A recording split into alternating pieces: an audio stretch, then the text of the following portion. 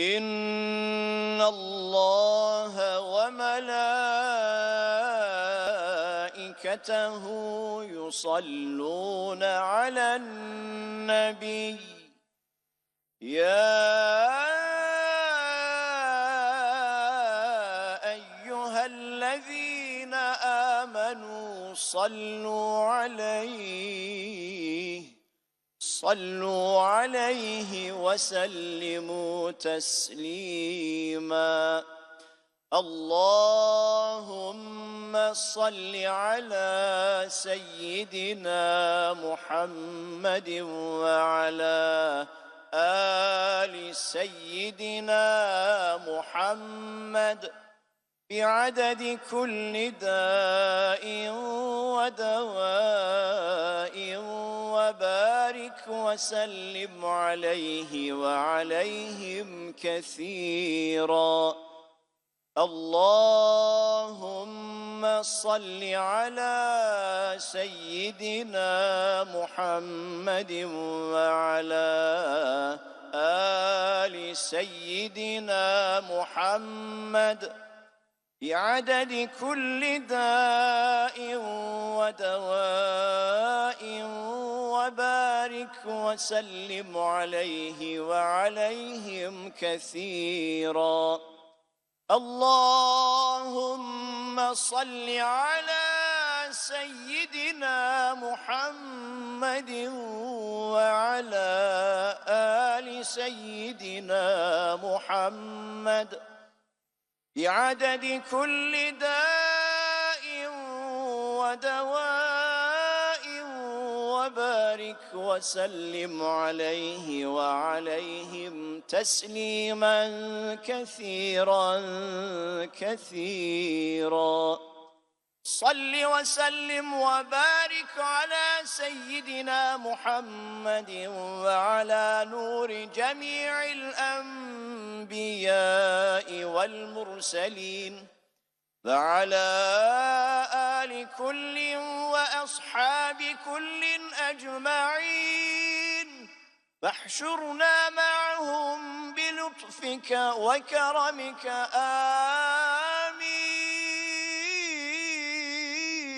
آمين الحمد لله رب العالمين على أشرف العالمين محمد صلوات على أكمل العالمين محمد صلوات على أفضل العالمين محمد صلوات اللهم صل على سيدنا محمد النبي الأمي وعلى آله وصحبه وسلم اللهم صل على سيدنا محمد النبي الأمي وعلى آله وصحبه وسلم اللهم صل على سيدنا محمد النبي الأمي وعلى آله وصحبه وسلم. Can everybody see my screen? Yes. Is that Is it on the correct place? Yeah. Yep, it's on the presentation. Okay, good. Let's start. Bismillah ar-Rahman ar-Rahim. Bismillah, alhamdulillah, wassalatu wassalamu ala rasulillah wa ala alihi wa sahbihi ajma'in. Assalamu alaikum wa rahmatullah. Welcome everybody on the Seerah journey. Welcome to lesson 7, I believe it is, on deeper Seerah, taking a deep dive into the Seerah, and we're still on the prehistory. We still have some way to go for the prehistory. And for all the time that you're all attending, Allah is increasing that by tenfold as a minimum promise, up to 500 times or more, 700 times, as Allah chooses. It's all worship. For each hour that you give, you're giving minimum 10 times as much. And one of the best forms of worship is to be in the company of Rasul Sallallahu Alaihi Wasallam. So that's either studying a book of hadith, or studying points of fiqh that are derived from hadith and Quran, or studying the seerah. And the seerah is underplayed. People think that it's just a story, so we don't feel like we're really worshipping. But this is one of the best forms of worship. And we know that salawat ala Nabi Sallallahu Alaihi Wasallam is one form of worship that Allah accepts. Your prayers are not guaranteed to be accepted. Nothing that you do of your ibadah is guaranteed to be accepted except for your salawat upon Rasul Sallallahu Alaihi Wasallam. And a companion came to Rasul Sallallahu Alaihi Wasallam and said, tell me how much of my time of my worship should I dedicate in salawat? And the Rasul Sallallahu Alaihi Wasallam said, he says, I'm going to dedicate a quarter. And Rasul Sallallahu Alaihi Wasallam said, as much as you like. He said, a half. Again, the answer, as much as you like. Then he said, 3/4. Again, the reply, as much as you like. He said, Khalas, I'm going to dedicate all of my time to salawat al Nabi Sallallahu Alaihi Wasallam. And if I'm not mistaken, the reply was, then Allah will take care of all your needs and wants, or something like that. Allah forgive me for the shortcoming in the last part of the hadith, which basically means that, like, you're supposed to spread all your worship, your different kinds of worship, and each worship has a form of blessing to it. So the blessing of Quran is different from the hadith. The secrets in it, of studying, like of praying in the middle of the night or extra nawafila, is different from studying fiqh or something like this. And we're supposed to benefit from different kinds of adhkar for the benefits, the secrets, and the different kinds of barakah that are within those adhkar. But if you're going to leave all of that aside and say, I'm only going to do one form of worship, then you've encompassed everything in that one form of worship. Because you've joined a form of worship that Allah is already doing and He's ordered His angels to do. Inna Allaha wa malaikatahu yusalluna ala nabi ya ayyuhalladhina amanu sallu alayhi wa sallimu taslima. So this is an act that Allah is doing, and a worship that the angels are doing. So you've aligned with Allah and the angels in doing this action. So it encompasses everything. So studying the seerah and the prerequisites to the seerah is all ibadah. And it's one of the best forms of ibadah. And like, some subjects are very heavy and some subjects are light. And the seerah is considered, there's 2 people in the waiting room. So let me just admit, Shahid. The seerah is one of the lightest and the best forms of ibadah, and it's one of the ones that stirs up the most emotion. So thank you so much for everybody that attends, and thank you for putting in the hours. I know it gets long, right? But sometimes some lessons are always going to be harder than other lessons, and the hard lessons are the most. It's like the 80-20 rule, right? So the harder the lessons, the more you're going to get from it and the more you need it. So you really need this. Right? And without this, you're learning a seerah, but you're learning it like as a distant story, as a distant story. Whenever you read seerah, you know it's 1400 years ago. Whenever you read a hadith, you know it's 1400 years ago. You can't relate to it, right? But nothing has really changed that much in the Arabian environment. And we still have all of the evidences there. A lot of the evidences are there. So when you see the evidences, you join the dots. When you see the evidences, you have an instant connection. So you can then picture something in its correct setting, and you're not put off. It's a really, Nazmul Muslim keeps getting connected, keeps getting disconnected, I think. So that's what we're trying to do here. So really try to go over these lectures again and put up with the hard bit of history and all the other facts, but it's well worth it at the end of the day.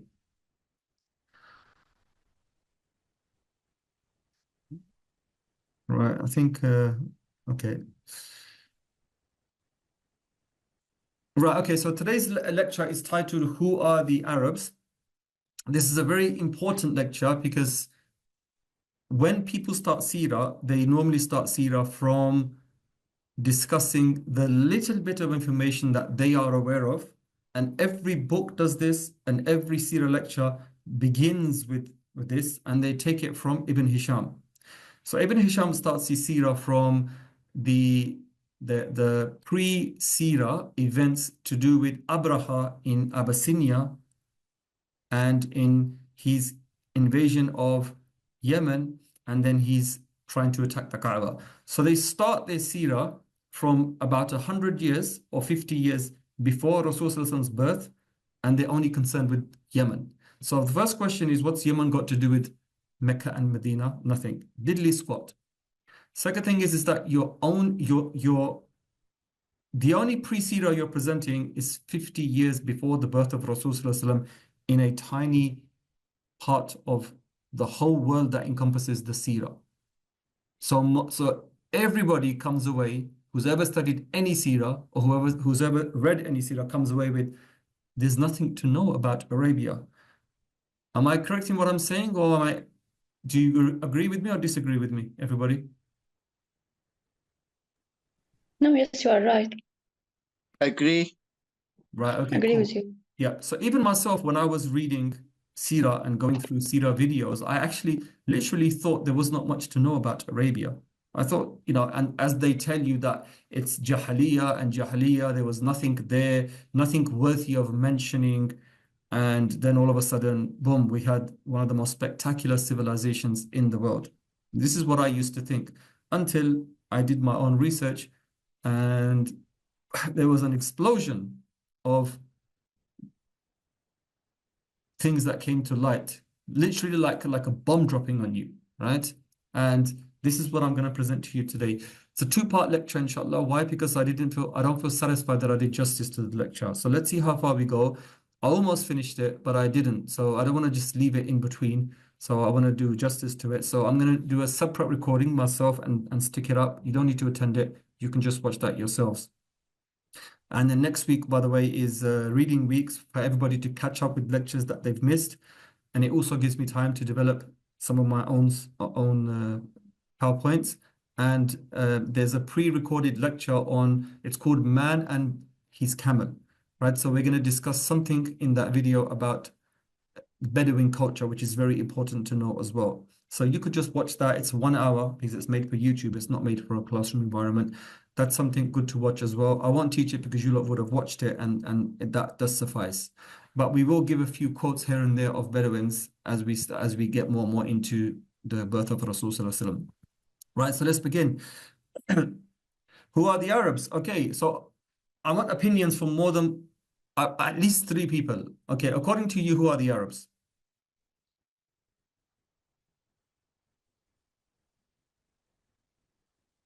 Who are the Arabs? Middle Eastern, North African. Middle East and North African. Okay, that's a nice definition. Another 2 definitions, please. I'd say anyone whose like country's national language is Arabic. Okay, that's another definition. Anybody whose national language is Arabic. One last definition. Who are the Arabs?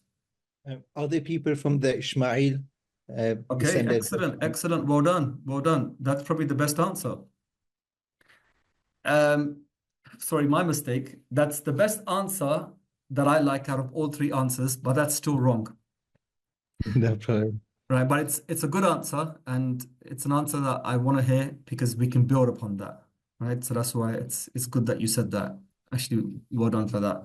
Right, okay, so this is the Arab world today. This is what people think when they think the Arab world.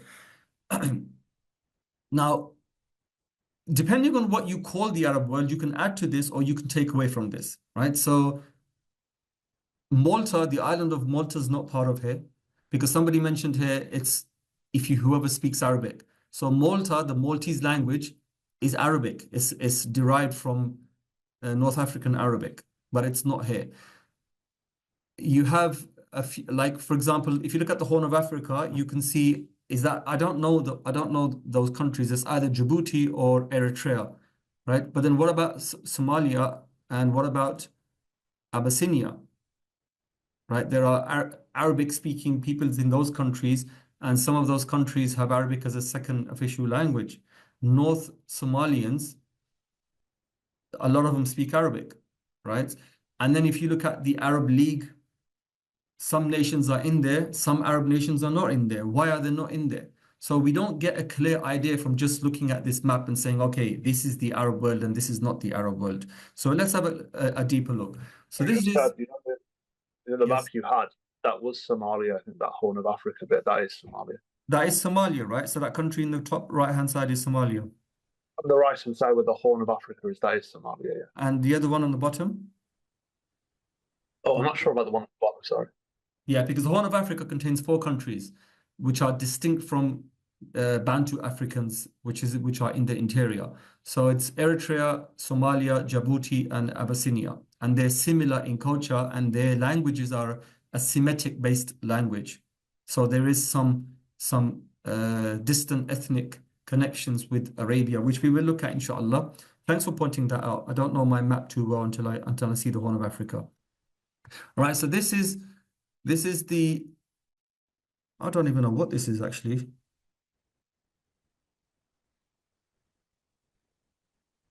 Arabs, the spread of Arabs. I think this is the concentration of Arabs in or the extent of the Arab empires at one point. I don't know what this is. Sorry. Yeah, I think the dark red star was the Prophet ﷺ, and the lighter one is the Khulafa Rashidun, and the yellow is the Umayyads. Yeah, probably, yeah. Right, so Akalimul Arab. Al-Maqdisi, we mentioned it last time. I showed you a map of Maqdisi's map of Arabia. In the 10th century, he used the term Arab regions to refer to the lands of the Arabian Peninsula. So pay attention: Bahrain, Iraq, Jordan, Kuwait, Oman, Qatar, Saudi Arabia, United Arab Emirates, and Yemen. This is the areas he encompassed. He also considered Iraq alongside Upper Mesopotamia, which is Iraq, Syria, and Turkey, right? Sham, which is Israel, Jordan, Lebanon, Palestine, Syria, and parts of Turkey, Egypt and the Maghreb, Algeria, Libya, Mauritania, Morocco, Tunisia, Western Sahara, Sahrawi Arab Democratic Republic, which is the southern part of the disputed part of underneath Morocco, which they have taken kind of custodianship over, but it's still kind of disputed. But on the maps, they put it in as their region. So why Turkey? Why did he include parts of Turkey, modern Turkey? Where is Sudan in this map, in this idea of Arabs? He hasn't added Sudan. And Malta, anyone? There's no sign of Malta. By the 10th century, the Arabs had probably taken Malta. If I'm mistaken, somebody can correct me. By the 1100s or 9th century, Malta probably was taken because Malta sits off the island of Tunisia, right? And the Umayyads had gone to Spain by that time, and we know that Islam had spread up to Morocco, right? So like even if the majority of the population were not Muslims, but Islam, as in the Caliphate, had gone that far. So why have they left Malta out? And where is Sudan on this map, right? And then where do you put the region of Sudan, right? Was Sudan a collection of tribes at that time? So these are all questions. People have different interpretations for this. Why Turkey? Because southern Turkey has Mesopotamian people, right? But how far did his idea of Turkey extend? Because by that time, the Seljuks hadn't arrived, the Oghaz Turks hadn't arrived. Turkey was under the domain of the Muslims, but how much of Turkey was Arab, right? If you want to call any of those countries Arab, which is my next thing. Arab who? So he's just mentioned a whole list of countries who I don't believe are Arab in any way, shape, or form, right? And you're probably going to contest it, but you'll see why. Al-Jahiz, he was a famous black philosopher historian living in the Kufa area, Basra, Kufa area of Iraq. He said, the Arabs are those who speak Arabic and are descended from the tribes of Arabia, regardless of where they may live. So if I'm descended from one of the tribes of Arabia, and I happen to live in Pakistan, I am Arab. That makes perfect sense. He's added the caveat who speaks Arabic. Fair enough. So you're joining linguistics with ethnicity now. I may give up my Arabic language, but ethnically I'm still Arab. That makes perfect sense. Ibn Khaldun, now a few hundred years later, 500 years later, says the Arabs are a people who have a certain culture, a language, and they are distinguished by their manners, customs, and habits. All right, okay, cool.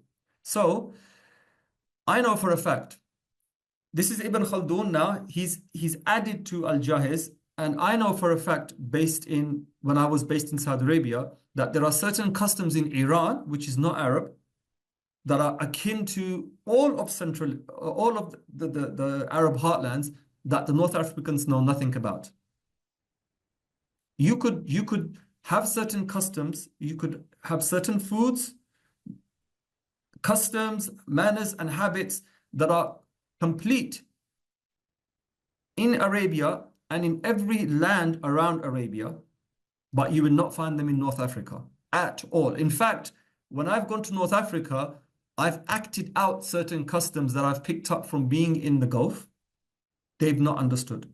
You name certain foods that the Iranians will know, the Kurds will know, the Afghanis will know, but the North Africans haven't got a clue. Yet they are Arab foods. So there's a problem with that statement as well. Now moving into the modern era, this is Hisham Sharabi, a Palestinian sociologist. He says, Arab identity has always been a complex interplay of language, culture, and politics evolving with the times. Okay, so he's added politics to it. Why? Because it's postmodern now. It's in our age. So we've gone past nation states and nationalism and Arabism. We've gone past that now. So you can see he's added that extra politics in there. And then there's Saeed Sayrafi, a Lebanese sociologist. He says Arab identity today is a multifaceted concept that includes those who share the Arabic language, but also those who feel culturally connected to Arab heritage, regardless of ethnicity. Right, so he's added something else to this now. So for example, if you look at, I'm going to give you example of Kurdistan. Kurdistan sits abreast 4 countries, right? The British, when they did all their lines on the map, they deliberately chose not to give the Kurds a land. Majority of Kurds live in Iran, if I'm not mistaken. There's a huge number in Turkey. There's Syrian Kurds and there's Iraqi Kurds. In the Kurds in the Turkish side speak Kurmanji, and in Syria, there has a lot of Turkish vocab. The ones on the Iranian side speak Sorani, which has a lot of Farsi vocab. And the Kurds are ethnically related to the Iranite people anyway, right? But if you speak to a Kurd from Syria, that Kurd will look Syrian, or maybe not, but in culture and attitude, he's completely Syrian. He speaks Arabic like the Syrians. He eats the same food as the Syrians, but he will identify himself as, I'm not Arab, I am Kurd. And we accept that. On his paperwork, it will be written Arab Kurdish or Kurdish Arab, right? And everybody in Syria will also say, oh yeah, them Kurds in the north, oh, they're different from us. They're the same as us because they speak the same language, but they're different from us. How long does one have to live in a country before you become part of that? So for example, first, second, third generations in England have assimilated more, are assimilating more, third generations, which are our children, than, for example, third generation Pakistanis who happen to be in Saudi Arabia, because Saudi Arabia keeps clear demarcations. So you have third generations that are completely living as Pakistanis. They've not integrated into Arab society. They don't know the language, they don't know the foods, and the Arabs don't know anything about them. Whereas in England, third generation English people are fluent in English as a mother tongue. They may no longer have their own tongue, their own Punjabi, Urdu, whatever it is, Pashto, and they know all about British culture, and educated Brits know something about their grandparents' heritage, right? The Chavis obviously haven't got a clue, but everybody else should know something if they're not ignorant.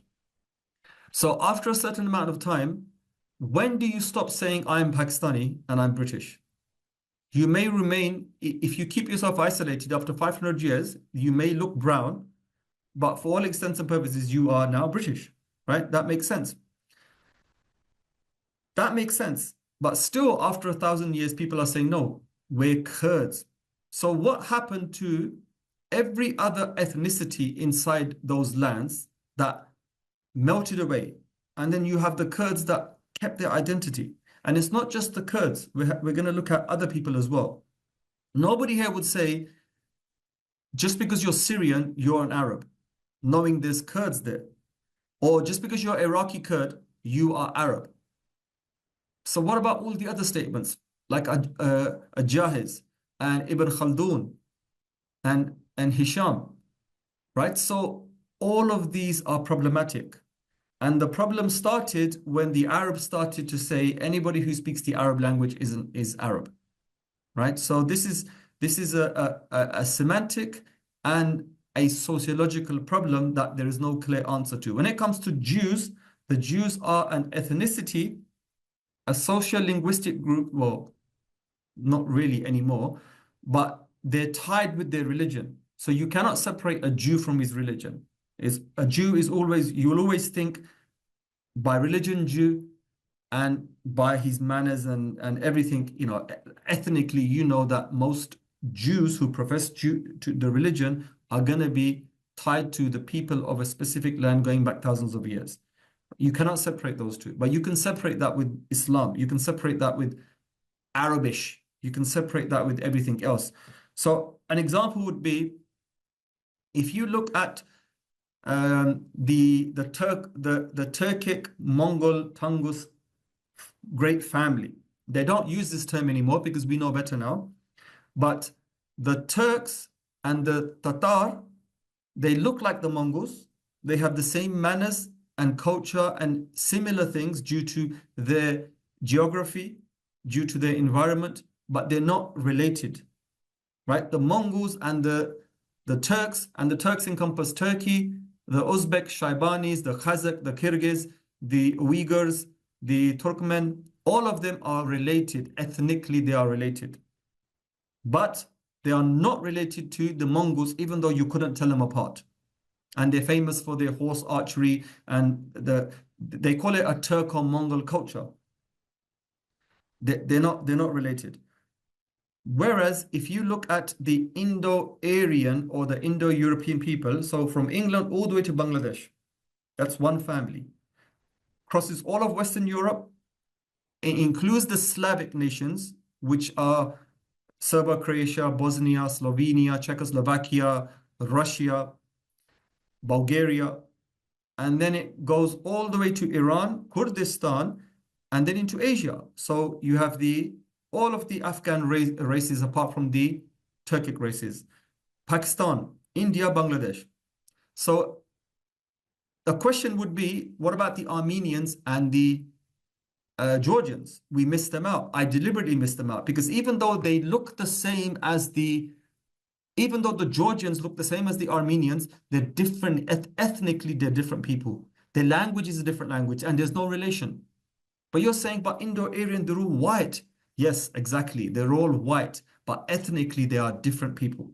So me as a Punjabi, brown-skinned Punjabi, or a Bengali who's from the south, who's very black, who's not from Sylhet, who's literally the same color as a black man, he has more in common with an Englishman halfway across the world. He's genetically linked than a Chechen, who Chechens look white, Dagestanis look white, Georgians look white, but they're not related to the Bengali who's black, but he has a distant link linguistically and ethnically, right? So sometimes if you change sometimes certain groups may pick up a language and belong to that group, but it's only on a language level, but they don't really belong to that group on an ethnic level. So with the Arabs, when they say it's whoever speaks the Arabic language, these terms changed due to complex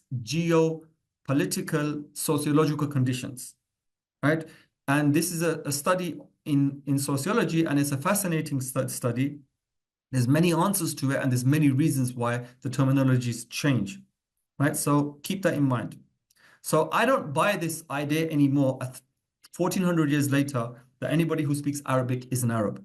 That may have held true in one context 1400 years ago, but not for me today. I don't agree with that, right?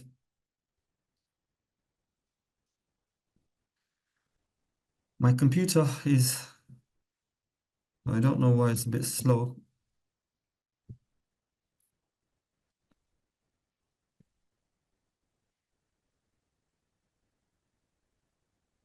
Right, okay, I need to change my screen fast. Right, so has anybody heard of the Mandeans before? Mandeans before? No. Right, okay. So No. they're an ethnic group in Iraq. So here's a question I'm going to ask you. You probably already know the answer now.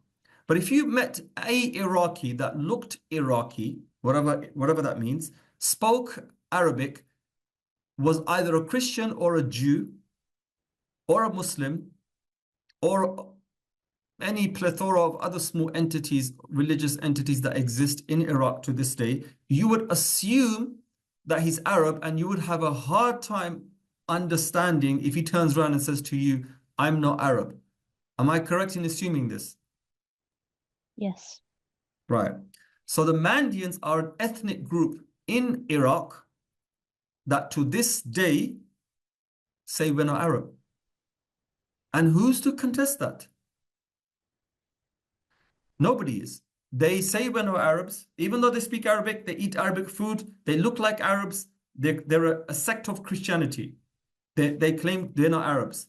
Then you have the Chaldeans in Iraq. If you look at those faces, they look like Arabs. Ana Iraqiya, Ana Masihiyya. So she's holding up a placard saying we are Iraqi and we are Christians. But they don't identify as Arabs, and nobody identifies them also as Arabs. But they look like Arabs. They've been there before the Arabs.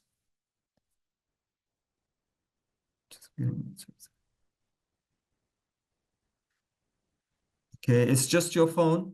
Nizam al-Mohsen, it's just your phone that's doing that. High volume is okay.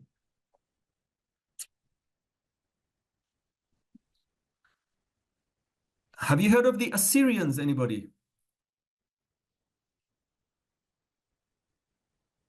Anybody? Hello, everybody. No. No. No. Well, okay, so the Assyrians were in the press recently because ISIS persecuted them. There's not many Assyrians left now in Assyria, which is unfortunate. They're all migrating to other countries. These peoples are very little anyway. They've had persecutions done upon them in the past. They're a form of Christians, but they don't identify exactly with Catholic and those kind of denominations. They have their own version of Christianity, and they've lived there from before the Arabs came to those lands. So here's a question now. I just said before the Arabs came, but wasn't Iraq always Arab? Question mark for you lot. They look like Arabs. This is them again. They look like typical southern Iraqis, but yet they are not Arab. We have the Arameans, another group.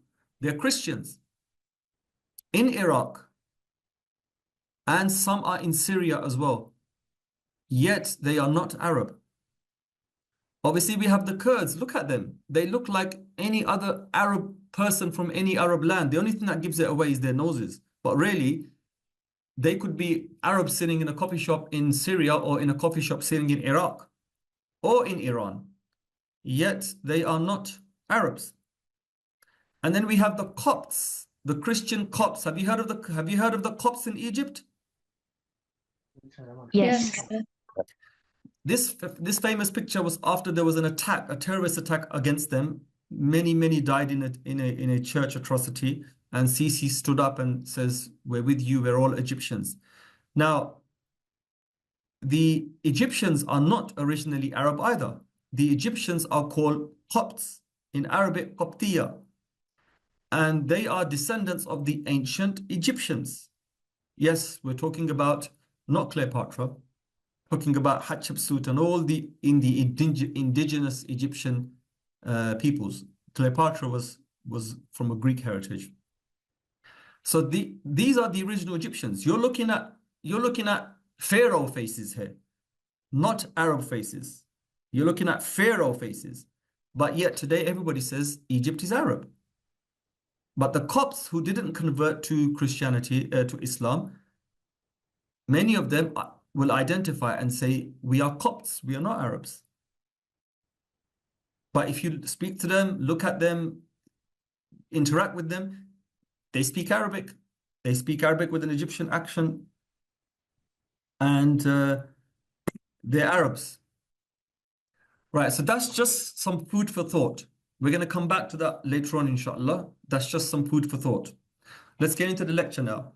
So the land of Arabia, as always, I told you I'm going to give you a dearth of evidence, right? I'm here to give you evidence from famous sources, like from that you cannot deny. Everybody who studied history, who knows anything about the famous Roman Empire will know these names, right? Yet, when they teach Seerah, they will never teach you this.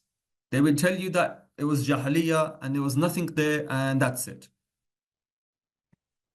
Just adding someone. So in the earlier sources, Arabia signifies the steppe and desert waste bordering Egypt and the Fertile Crescent. So you have Egypt here and the Fertile Crescent, which is Syria and Iraq. Anything in between there, the desert wastes, is traditionally Arabia. So Herodotus, we know this name. He says Arabia is chiefly parts of eastern Egypt, Sinai, and the Negev, right? So that's his understanding. So he's taken it further to eastern Egypt, probably because it was desert. Sinai is completely desert, and from there you can get to Arabia proper. Pliny the Elder in AD 79 mentions that beyond the Pelusic, the easternmost mouth of the Nile is Arabia, extending to the Red Sea. In the Persian administrative lists from the era of Darius, Darawush, this is 2,500 years ago now, a district called Arabia is mentioned between Assyria and Egypt. This also includes the Syrian desert. This corresponds with Pliny's Arabia of the nomads lying east of the Red Sea. Right? Herodotus mentions South Arabia, which is Arabia Felix much later on. Arabia, well, not much later on, but he's obviously mentioned it without calling it Felix, but the Romans would call it Arabia Felix. I mentioned this in last lecture. Arabia is the most distant to the south of all inhabited countries, and this is the only country which yields frankincense and myrrh. We read about this last week. For Herodotus, it remained a land of mystery. After the voyage of Scylax and Coriander, commissioned by Darius, Herodotus mentions this, and after the journeys dispatched by Alexander the Great, the Arabian Peninsula became better known to the outside world. So what happened is, not that it was a land of mystery and nobody lived there, which is what we're led to believe. It's because nobody really went there, right? Why would anybody conquer Arabia when you're going to get nothing out of there? So whatever's happening in the interior is a mystery to everybody. The Romans were interested in the spice trade in the south, so they did have people go and map the area who traveled along the coast, and they've got descriptions of it, and they tried to invade, but it didn't help. It didn't work because of the dryness of the land, and they never managed to get there, and they were betrayed by their guide. And then the Persians also did the same thing, and we will look at that probably in another lecture on how far they got and how long they were there for. But they did know. So when we have those records, we start getting a better picture. So Eratosthenes of Cyrene, this is 4,000 years ago now. No, sorry, 2000 BC. That's 2,200 years ago. The chief librarian to the Ptolemies of Egypt gave a description. The northern side is formed by the Syrian desert, the eastern by the Persian Gulf, and the western by the Arabian Gulf, and the southern by the Great Sea that lies outside both gulfs. That sounds familiar to us now, right? In his third book, he mentions the Arabs. This is the Greek for the Arabs. I tried to copy and paste the natural languages of the people, but it didn't always work, especially when it came to the Southern Arabian language script. So I wish I could show examples of that. We will when we look at the language, but I wanted to paste them here, but it didn't happen. So in his third book, he mentions the Arabs as a force to be reckoned with in the north of the Arabian Peninsula, just before Cambyses. Okay, so these are clues. North, right? Why am I saying keep a note of north? Because I'm going to mention this when it comes. I'm going to hit you with a bombshell. Just before Cambyses' campaign against Egypt. Cambyses was, if you know your Persian history, from the Hachemenish Empire, right? These are the ones that overthrew Babylon and became masters of the known world at that time, apart from China and India. They also invaded Egypt. So he relates that when Cambyses sought to conquer Egypt, he sent his ambassador to Arabia begging the Arabs' help, as a result of which he was offered camel's water and guided passage for the Persian army through the Arabian desert. Now, still, this doesn't give us a lot of information, but I'm building. We were taught Jahiliyyah, we were taught it's vague, there's nothing there. So we've got this foggy image. So what I'm doing is slowly blowing away the fog from ancient sources, moving to closer to our time, but still very ancient. So I'm blowing away the fog so that everything becomes picturesque and clear, right? Also, we have problems with sources. So literary sources dealing with the Near East during the Assyrian, the Hachemenish, which is the Achaemenid, the Parthian, the Sasanian, the Hellenistic and Roman periods were written almost entirely by outsiders, so there will be a bias. The reason most Muslims, or all Muslims who teach Seerah, will never mention anything about prehistory is because Muslims don't have those records, right? Muslims only became literate in the 700s, 800s, 900s, and after. Before that, they were ignorant. They didn't know anything apart from poetry and generosity. So we have to go to outside sources. And which Islamic studies teacher is going to want to do that? He's just going to want to teach you Seerah from where he's learned it and going to carry on with that, right? But a true historian will find you everything. So we're going to look at problems with sources and clarification and what sources they are. So a civilized people looking upon desert dwellers with notions of superiority. So bear in mind when we're reading history is we have to look at bias. We have to look at context. So when any civilized person, I'll give you an example. When the English, even 60 years ago, 70 years ago, when Churchill in 1947 or 48, when he gave his speech just before the independence of India, he says, he referred to them as savages. They're going to be left to their own devices, right? Every nation in Europe referred to Eastern people as barbarian or savages because they looked down their nose from their place of superiority and looked down upon everybody else, right? So when these sources mention descriptions of Arabs, we have to understand that there could be some bias in the way they're describing Arabs also. They may not be, they may will be, but we have to bear that in mind. So from the tens of thousands of inscriptions from this era, we very rarely find the name Arab used for the people by the inhabitants of the land, right? So here is a problem. We don't know where Arabs came from. Until very recently, we didn't know where Arabs came from. But what do Muslim sources tell you? What do Arab sources themselves tell you where Arabs came from? Anybody know? Anybody take a guess? Saudi Arabia. Okay, Saudi Arabia. Anywhere specific in Saudi Arabia? North side. Why did you say north side? Because that's where it was cool for residing. But the Arabs reside in 50 degrees heat without AC. AC has just been introduced in Saudi Arabia like now. And then the Arabs have been there for thousands of years and they don't really care about the heat. They enjoy the heat. They feel cold in 20 degrees. I used to feel cold when it was 20 degrees in Saudi Arabia. I got used to the heat. So that answer wouldn't work. Right. For those madrasa students who are in this group, I know, what have you been told where the Arabs came from? Because they will specifically name a place.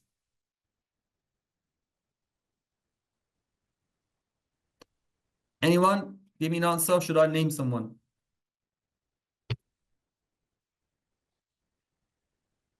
Right, okay. So, madrasa students, you're always taught that the Arabs came from Yemen. The Arabs themselves say we came from Yemen. And there's huge problems with that statement. Have you heard this one before, anybody? No, not me.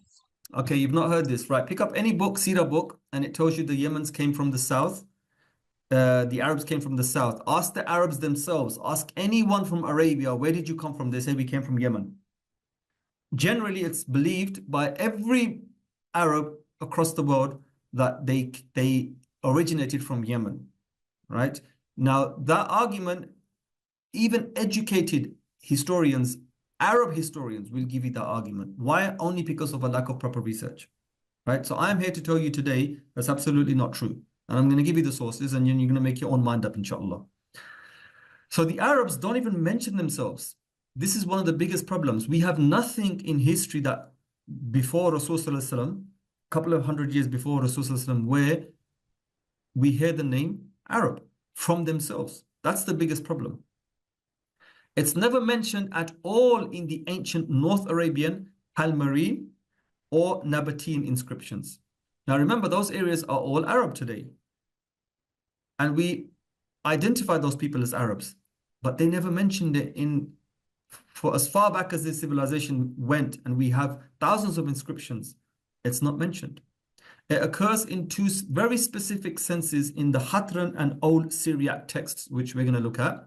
This does not mean, however, so if a certain group of historians now have a problem and they say, we can not conclusively tell you who the what Arab ethnicity is because of these problems.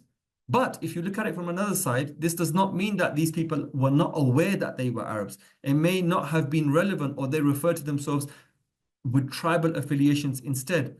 So today, for example, I'm referring to myself as Pakistani. I wouldn't have done that 80 years ago if I was alive. I would have, before nation states, for example, if we look at the Arab world, before nation states, every single ethnicity was aware of its ethnicity and would mention itself by its ethnicity. So I would have said I'm Punjabi, or if I was Kashmiri, I would have said I'm Kashmir. That's an area, and an ethnicity came out of that area. If I moved from one area to another area, I wouldn't have taken the name of the land or the ethnic group there. I would have taken the name of my ethnicity. And over time, your ethnicities get intermingled with the people of that land or that land. And that's why certain tribes in certain areas of the world today, we don't know their ethnicity. We presume they are one thing, but they turn out to be something else, or they presume they are one thing and they turn out to be something else. This happens over time. So Arabs wouldn't necessarily say Arab. They would refer to themselves by their own tribal names or affiliations. And they were not a homogeneous people to all of them to say we are Arab. But we have instances where in the epigraphic record it's mentioned. So we have to then interpret that. We can't just say, oh yeah, look, here is the dalil, ya akhi, here is the dalil. It doesn't work that way. It doesn't work that way with hadith, and it doesn't work that way with when you see any inscription as well. Insiders never refer to them to what they are in text. Only when they go out do they need to do that. So for example, if I'm an Arab, I'm not going to say, if somebody says to you in the Arabian Peninsula 2,000 years ago, who are you? I am Arab. No, he's going to say, I am from a specific tribe. And he's going to name his lineage. But when I end up in Rome as a trader, then if they say to me, who are you? If I mention my tribe, it means nothing to them. But then I'm going to say, you know, them people that are collectively known as Arabs, I am them. Just something for you to think about. Doesn't mean it happened like that or it didn't happen. Just something for you to think about. For example, Greco-Roman writers sporadically call the Nabateans Arab. Do you know who the Nabateans are? Anybody?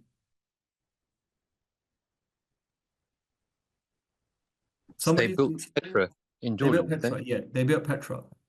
So the Nabateans, so the Greco-Romans call them Arabs and their kingdom Arabia, yet these terms occur in none of the approximately 5,000 Nabatean inscriptions. So we have 5,000 inscriptions that mention various things, but they have never called themselves Arabs. But the Greco-Romans refer to themselves as Arabs. Were they Arabs? We'll find out later. Even self-identification as Nabateans occurs only once within the kingdom. The text from Jabal Judayyid in northwest Arabia reads, may musk. So this is, we don't know the consonants because obviously this is not Arabic as a language now, right?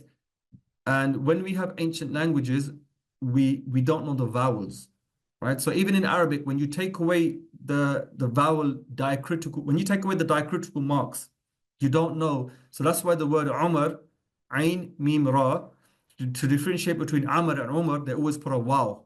Always put a wow there. Otherwise, it's very hard to read. You don't know what you're reading. Even though an Arab person will not make a mistake, he will still be able to read perfectly. With names like that, certain things like that, he will always make a mistake. You have to have extra clarification. Before diacritical marks, they put a wow. So when inshallah, in the next few lectures, when we're going to look at texts from that era, we're always going to come across words like this because we don't know exactly how it sounded. So for example, may Musk the Nabatean be granted security in the presence of the goddess Manat. So this is an inscription. What's fascinating here is you've come across a deity. Who worshipped this deity, by the way? Can somebody tell me who worshipped this deity? Everybody should know this. Sorry, who's Nuzmuddin again? Was it the members of the Quraysh before? Yes, Lat, Manat, and Al-Uzza, mentioned in the Quran by name, right? So this is a deity that the pagan Arabs worshipped. Now it's mentioned in the extreme north in Nabatea. The Nabatean was a Roman domain, right? And they're worshipping a deity that supposedly should have been worshipped by the pagan Arabs, right? So that's a fascinating subject. We're going to have a look at that in another lecture, inshallah. But at the moment, I'm just bringing notice to you of an inscription. Most inscriptions, this is all the information they give. So they give a name and a father's name, but they will not give they will not say Arab. This is the problem, right? So Palmyra is a curious case as it was never mentioned as Arab by Greeks or Romans, right? So Palmyra, which is just above there, which we discussed last week, they were Arabs there, but the Greeks and Romans who had a very strong connection with Palmyra never once mentioned it as Arab. Yet they talk about the Nabateans as Arab, which is very strange. There is an Aramean core with Arabs arriving later. The two merged to form a single identity. This is from history, right? So this should have been much later on. Right, so problems with identity in antiquity. Before the 2nd century, so this is about 400 years, 350 years before Rasulullah. No, 500 years. So the 2nd century, that would be from 0 to 100 AD. So before the 2nd century AD, Arabs applied to people who? Eastern Egypt, the Fayum and the Delta Sinai, southern Palestine, Samaria, northern Transjordan, southern Transjordan, the southern parts of the Lebanon, the Bekaa Valley and the anti-Lebanon and Mount Hermon. And in the north, northern, central and southern Syria, the Jazeera, which would be the Arabian Peninsula, northern, central, southern Mesopotamia, and western Iran. But this is the classification of Arab back then by non-Arabs or non-Muslims or whoever you want to say it. But the thing, look, they've even included western Iran. But northern, central, southern Mesopotamia has a host of people that to this day say we're not Arabs. And western Iran, certainly, if you take out the Arabs that we know are Arabs, because there are Arab tribes in western Iran. If you take them out, they're not Arabs. They're Indo-Aryan race, as I mentioned, from England going all the way to Bangladesh. They're one of those races. So this is the picture so far, okay? So the term Arab itself is a hazy term. Who or what is an Arab? We don't know. There are many terms for what an Arab is. The problem is that most definitions of who is Arab came from outsiders who tended to label everyone in the peninsula as Arab. They didn't cross-reference for themselves. So anybody who lives in those areas, because they're kind of desert areas, oh, you're all Arabs, you're all Arabs, right? It's like when they refer to They look at us and they say, oh yeah, you're all Indians. There's a massive difference linguistically, ethnically, and even religion-wise between northern Indians who are Indo-Aryan and southern Indians who are Dravidians. So Tamil and all those people in the south, they look different. Their religions are even a different, slightly different version of Hinduism than the northern Indian people. And their cuisine is different. Their habits and customs are different. Their languages are different. But everybody will lump all of the Indians together and say, oh, you're all Indians. There's a massive difference between a Punjabi, Sikh in the north, in every way, as compared to a Tamil in the south. But yet, they're all termed Indians. There's a massive difference between a Han Chinese in China and a Turk in Uzbekistan, yet they look almost the same. There's a difference in 100% difference between them.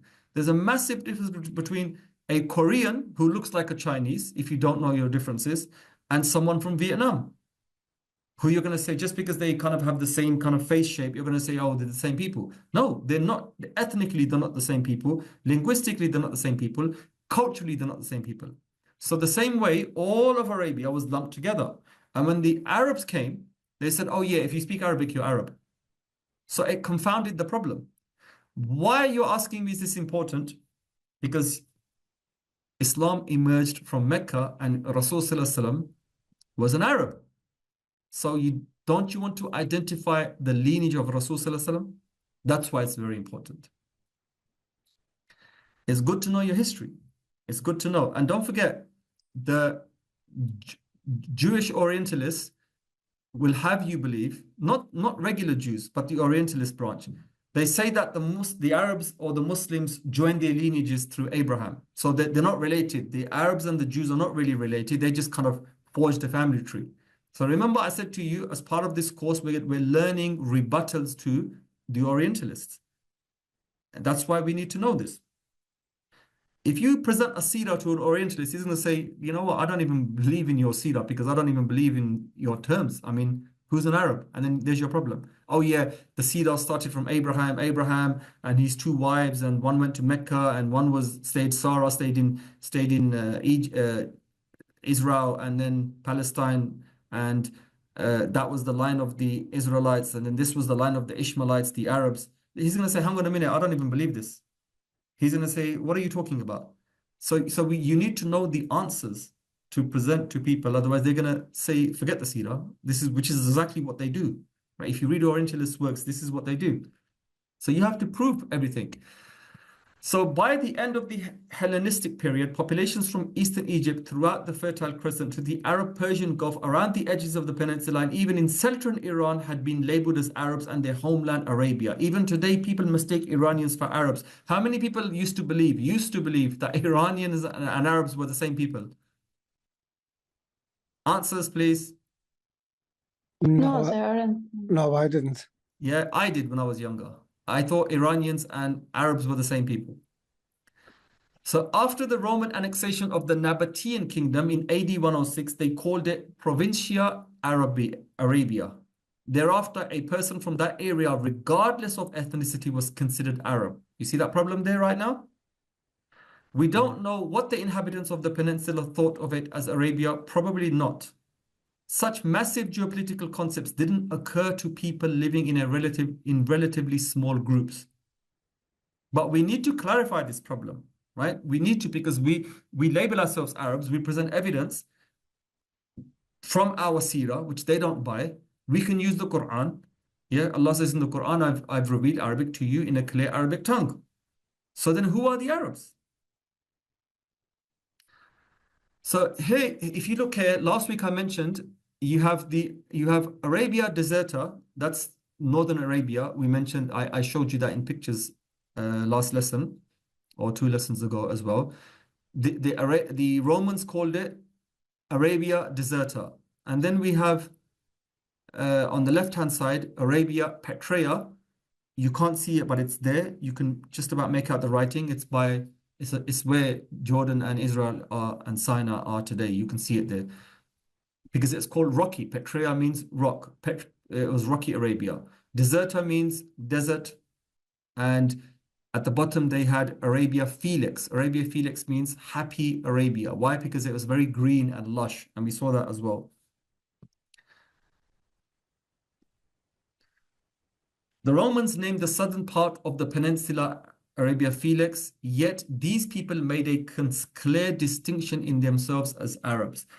To this day, every Arab will claim that all of the ancient civilizations of that area, which most people don't know about, most people, like I said, they've all heard of Persia, Rome, Egypt, ancient China, ancient India, but nobody knew that southern Arabia was filthy rich, extremely rich.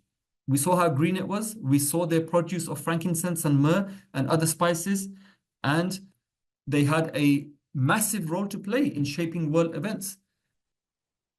Most Muslims don't know about that part of history, and the Arabs don't know much about that, but they will still say we are from those areas. Yet, those empires in those areas they spoke a different language, but we were just taught that anybody who speaks the Arabic language is Arab, right?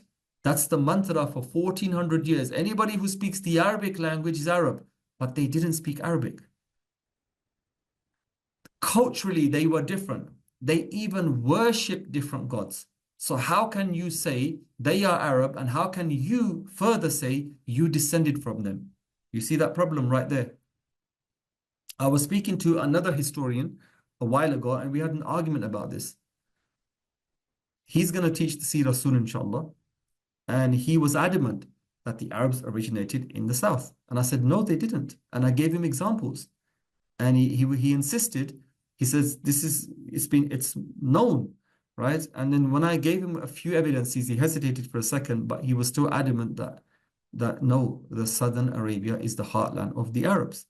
And I'm here to prove to you today that it's not. When was the first mention of Arabs we are aware of? So up to now, everything is hazy. So now I'm going to shed light on everything, and you're going to get perspective. And after this, we build on Arab history. Alhamdulillah for Allah preserving this. Because as I mentioned to you last lesson, Daesh, ISIS, destroyed a lot of heritage, a lot of ancient heritage that belongs in these Muslim countries, and those foolish people didn't realize the damage they are doing. If the Muslims for 1400 years never touched those, were you better than the Sahaba who passed through those areas and never touched anything? In Afghanistan, the crazy Taliban blew up the Buddha statues, the world's biggest Buddha statues. The Sahaba passed through those regions and never touched them. And as a direct result, I asked some pseudo-extremist Muslim about this once. I say pseudo-extremist because he belonged to an Ikhwani kind of a group. He said, in anger, he said, it's their business what they do. Okay, then, my brother. So when, as a result, the Burmese are persecuting the Arkanian Muslims, the Buddhists, and they're citing the Taliban destruction of the Buddhists in Bamiyan, what's your answer to that? Where are your ugly eyes now? Where is that angry face that you're looking at me with ferociousness? Unfortunately, whenever I've come across an Ikhwani, they've just got angry. The minute you say something to them, they start attacking you. They're killing Muslims in response for what the Taliban did. And real Muslims are suffering because the Taliban thought it was very pious of them to knock down the Buddha statues of Bamiyan that have stood there for 2,000 years. Their own heritage. The Sahaba went past those areas and they didn't touch them. The Sahaba lived in Egypt. And on YouTube, you'll find videos of extreme Wahhabiyya saying, when we come to power, we will knock down these monuments. Subhanallah, the greatest Sahaba in the Muslim Ummah, the greatest people, and from the greatest people, the greatest Sahaba, lived in that area. They saw the pyramids and they didn't touch them. They saw the temples, they never touched them. So who are you? These are questions that you need to think about. And didn't Allah say in the Quran, don't curse their gods? Yes, yet don't curse their gods because they're going to curse your gods. Right? So there's a hikmah and a wisdom in this. What ISIS did is ISIS has destroyed a lot of heritage. And if I said, if Muslims hadn't, or it wasn't the Muslims haven't done much work in the last 500 years anyway. If it wasn't for these monuments being discovered by English people and Europeans in the last 150 years, we wouldn't know the answer. We wouldn't be able to say this is the first mention of Arabs in history. This is the lineage of Rasul Sallallahu Alaihi Wasallam, or related tribes. And this is a point of pride and a point of love.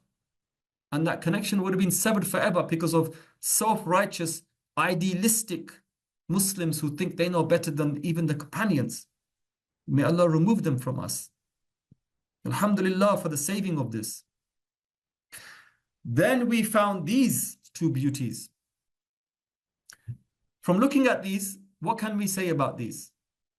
If anybody knows anything about history, just looking at the style of art, where would you place these?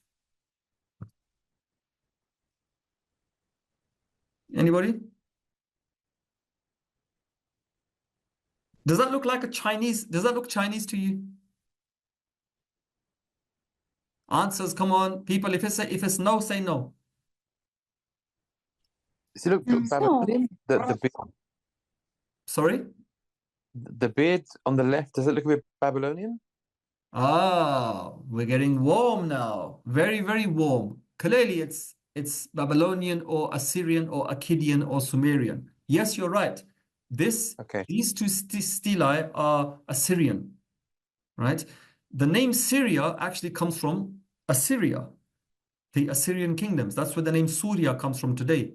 And you can have a look at the name Surya. It doesn't even sound, it's not an Arabic name. These two, this is father and son. The one on the left is the one we're concerned with, and the one on the right is his father. They had a certain battle, and these people record their battles.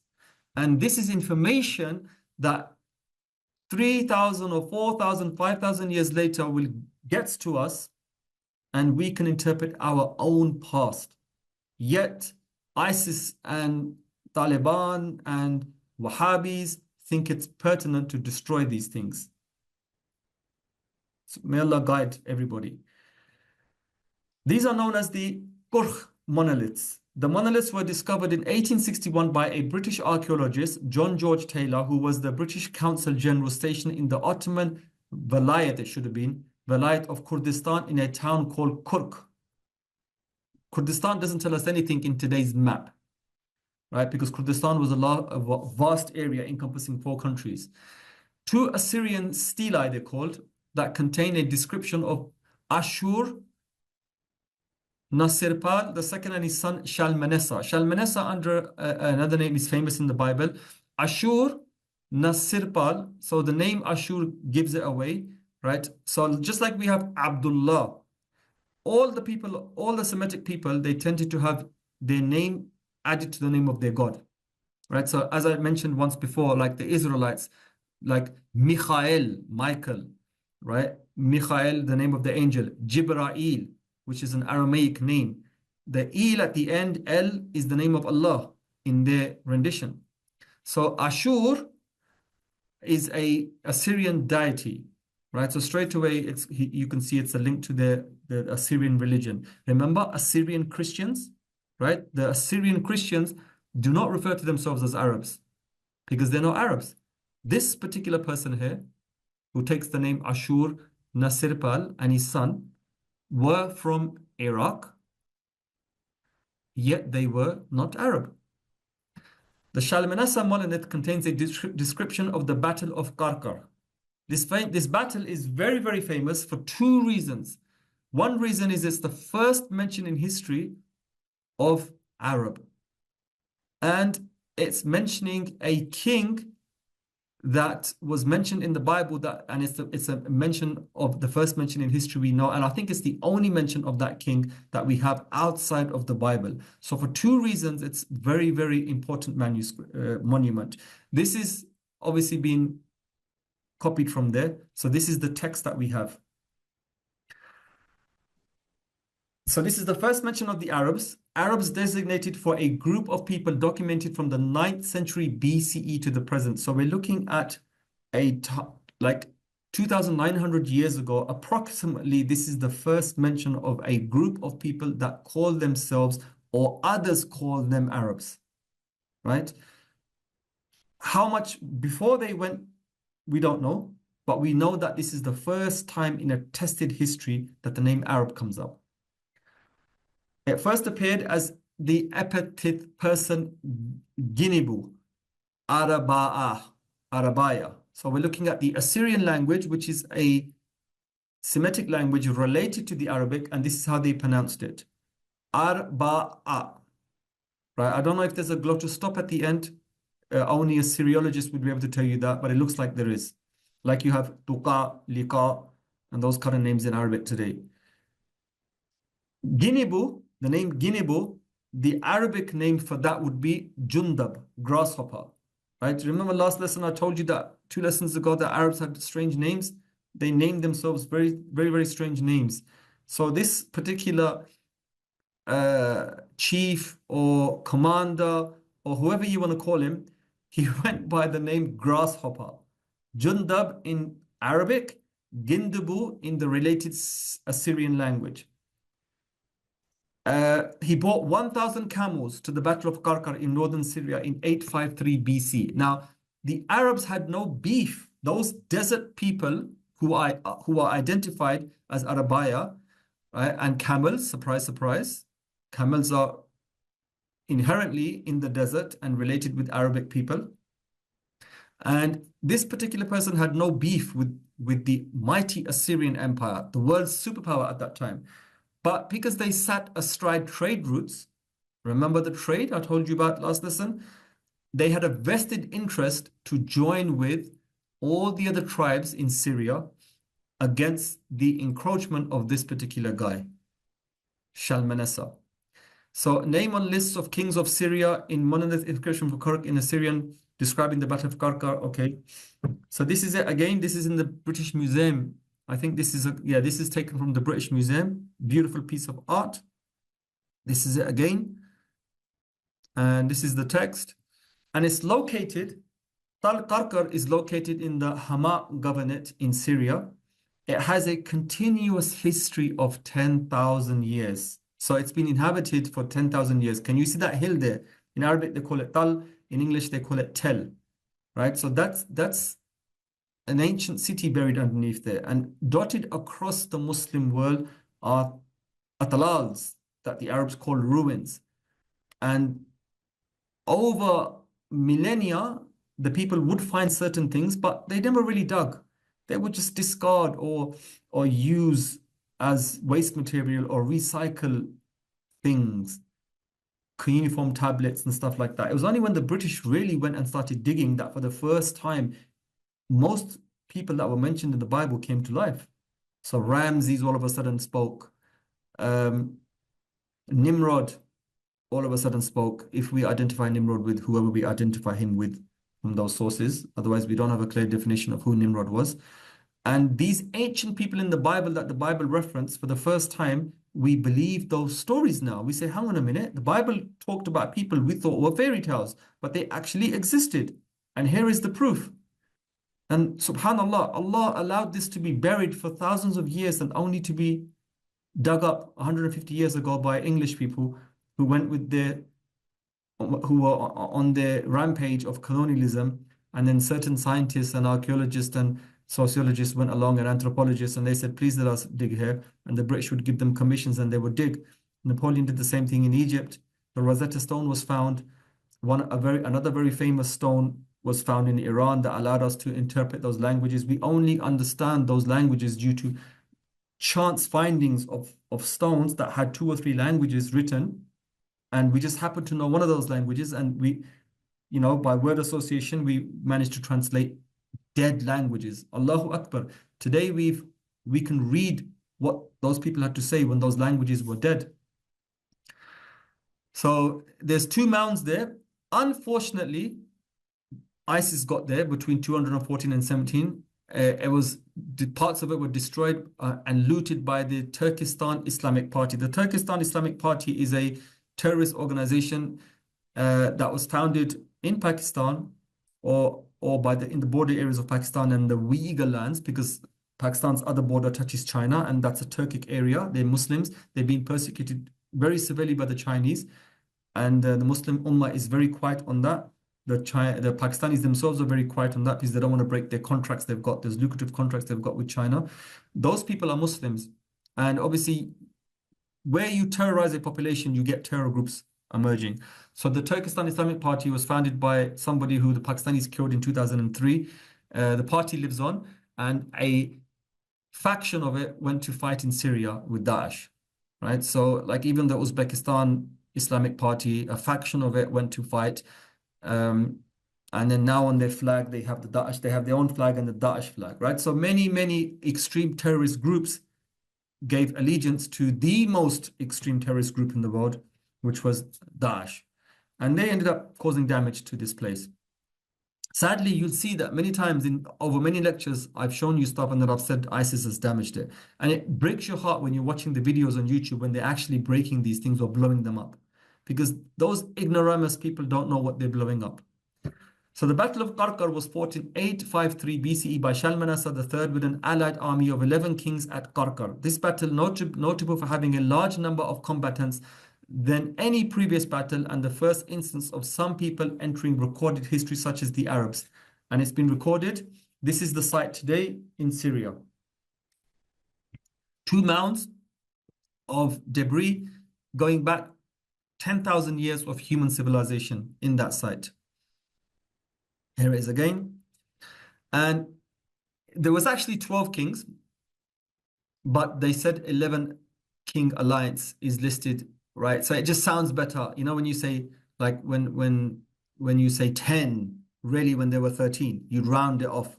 So there's a rounding off here for some reason. There were 11 kings. These are the names of the kings, right? So King Hadadezer himself, right? Okay, I'm not going to read the rest. I'm just going to name the kings, right? So these are names from the Bible. We have these names. The actual renditions of the names are slightly different because over time the names in the Bible lost the original language and they became Grecofied in their speech, right? So many names will be slightly changed. So Hadadezer, so he commanded 12,000 chariots and horsemen and 20,000 soldiers. That seems like a huge number. I wouldn't go by that number. King Irhulene and King Ahab of Israel, a name that only occurs in the Bible, which we didn't know about before. And the kingdom of Kur-Gur, identified as Kuwe Cilicia or Cilicia. The land of Kur-Mu'usra, identified as Masura in the Dudan River, and Irkantana, Tel Arka. Tel again shows you it's a mound of that place now. King Matinu Baal of Arwant. Baal, we've come across that name before. I mentioned to you, it's the name of a Semitic god. The land of Usanata in Mount Lebanon region, and King Adunu Baal, again look Baal. So both names, King Matunu Baal and King Adunu Baal. So they have, you're either going to get a prefix or a suffix. All Semitic people do this, right? So we have Abdullah, Abdul Rahman, and names such as that. So obviously their names Aduna Baal, like that. And King Gindebu of Arabia, right? It says king. That's what the Sumerians refer to him as, right? But we never refer to any Arab properly as a king.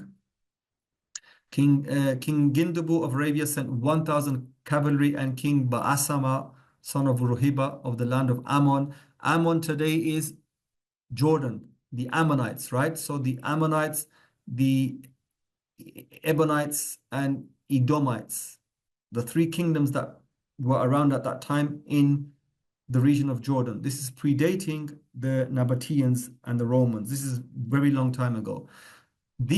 They banded together to fight the world superpower, right? And this is where it happened. So you can see where they set off from Chaldea, which is in the delta region of the Marsh Arabs of Arabia.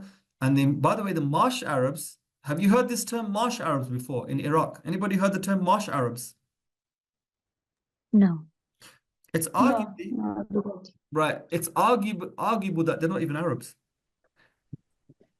It's okay, so you have, there's reading I'm going to give you, inshallah, when we do Man and Badu. I'm going to give you 2 books to read. Thizija, the British explorer, wrote 2 books, one on the Bedouin Arabs of Arabia and then on the Marsh Arabs.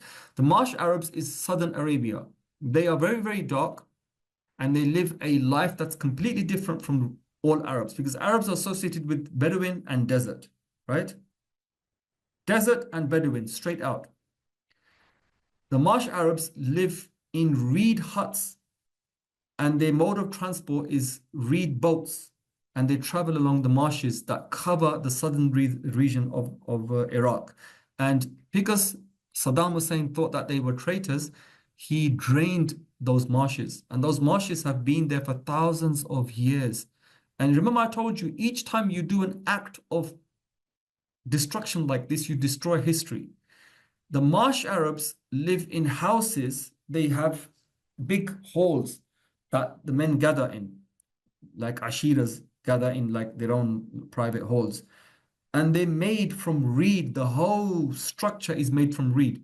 And we have Sumerian cuneiform tablets from 4,500 years ago with the same structure, the same building. Right? So there is strong evidence to suggest that the southern Marsh Arabs, as we know them today, genetically, they are the lost Sumerians of history. So the first the earliest civilization that we have were known as the Sumerians. They disappeared from history. Then we had the Semitic people. We had the Akkadians, the Assyrians, the Babylonians, and then we have the Edomites, the Iranian type people, the Persians, Hachemanish, all of those people. The first civilizations we had. But nobody knows who the Sumerians were. They identified themselves as the black-headed ones. I've heard a crazy argument that in Uzbekistan, an academic actually says this, that it's the Turkic people. I don't know how we join this together. I just don't want to go down there. It's just madness thinking about it. The evidences they put forward. But anyway, the Sumerians vanished from history, totally got assimilated into tribes. We don't know where they came from. We can trace the Arabs now. We can trace the Assyrians. We can trace the Iranians. We can trace everybody, but we can't trace them. And they vanished from history. They obviously got assimilated in society. But genetically and culturally, there's a lot between them and the Sumerians. So when Saddam Hussein dried up their marshes, you destroyed 5,000 years of continuous civilization. An act of genocide, I would say. Right, so this is Karkar. So this is, the Assyrians, they marched to the area of Hama in Syria, in Karkar, and they had their battle there. And what's so famous is Ahab is mentioned, an Israeli king for the first time. And we have a mention of Arabs, right? So his father had an earlier campaign in 649 BC and describes how King Yuta, son of Hazel, king of the Kedarites, revolted against Ashurbanipal together with another Arabic king called Amuladim, right? Forget these names for a second, but pay attention to the name Kedar, right? We're going to talk more about that in the lineage of Rasul Sallallahu Alaihi Wasallam. Right, so the Kedar, he mentioned this name. He didn't mention Arab, but he mentioned Kedar. Just remember that name for now. In the place of Yuta, a loyal Arabian warlord called Abiyata was granted kingship of the Kedarites. Just remember the name Kedar. While we find reference to a nomadic people called Arabs in the Assyrian records, it is still not certain that they were then speaking a language identifiable as Arabic, since the term Arab is employed in Assyrian inscription as a collective name for all nomadic groups living in the north. So in North Arabia, all of the people living there, collectively they are called Arab by the Assyrians. So again, this is the first mention of Arab, but can we say that every single one of them was Arab or they were speaking Arabic? We don't know. Let's look at more clues. Much later, only 100-something years later, the inscriptions of Tiglath-Pileser III, he uses the word Naqa, right? Naqa, Naga, in Gulf Arabic refers to she-camel. You call a she-camel Naga. Ishrib Halib Naga. Right? Occurs with the Arabic definite article Allah. Now, the definite article is unique for the Arabic language, right? Even in the Southern Arabian dialects, Al is not used. They will say And the Rasul Sallallahu Alaihi Wasallam in our hadith is mentioned. It comes down. Some people came from the south and they spoke Arabic and they spoke in the southern dialect. So Rasulullah knew this and replied to them with the definite article as And the definite article is stuck at the back. So it's no longer at the beginning, if I'm not mistaken. It's stuck as right at the back, not as a prefix, but as a suffix, right? Here it's not even a prefix. In the Arabic language, you wouldn't call al a prefix anyway. It's a definite article. I don't know if you can call it a prefix or not, but it's a definite article. Right, so in fact, the word Naqa continues to be used in Assyrian inscriptions until the time of Sargon the Great, when Babylonian word formation was applied to this word and it became Naqati, right? Naqati, Nabati, as the ancient Nabateans refer to themselves. So the word Naqa and the definite article points towards an Arab link, but then a secret I'm going to save to next lesson, inshallah. I'm gonna put something on top of this, more spice on top of this next lesson, inshallah, or next 2 lessons, because this is part 1 of this lesson.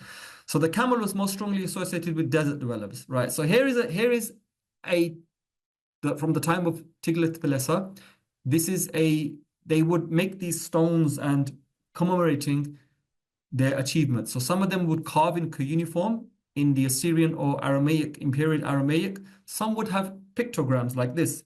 This is a pictogram, and you can clearly see Arabs. You can see who the aggressors are, and then you can see the Arabs. How do you know which ones are the Arabs, and how do you know which ones are not the Arabs, by the way? Tell me, somebody.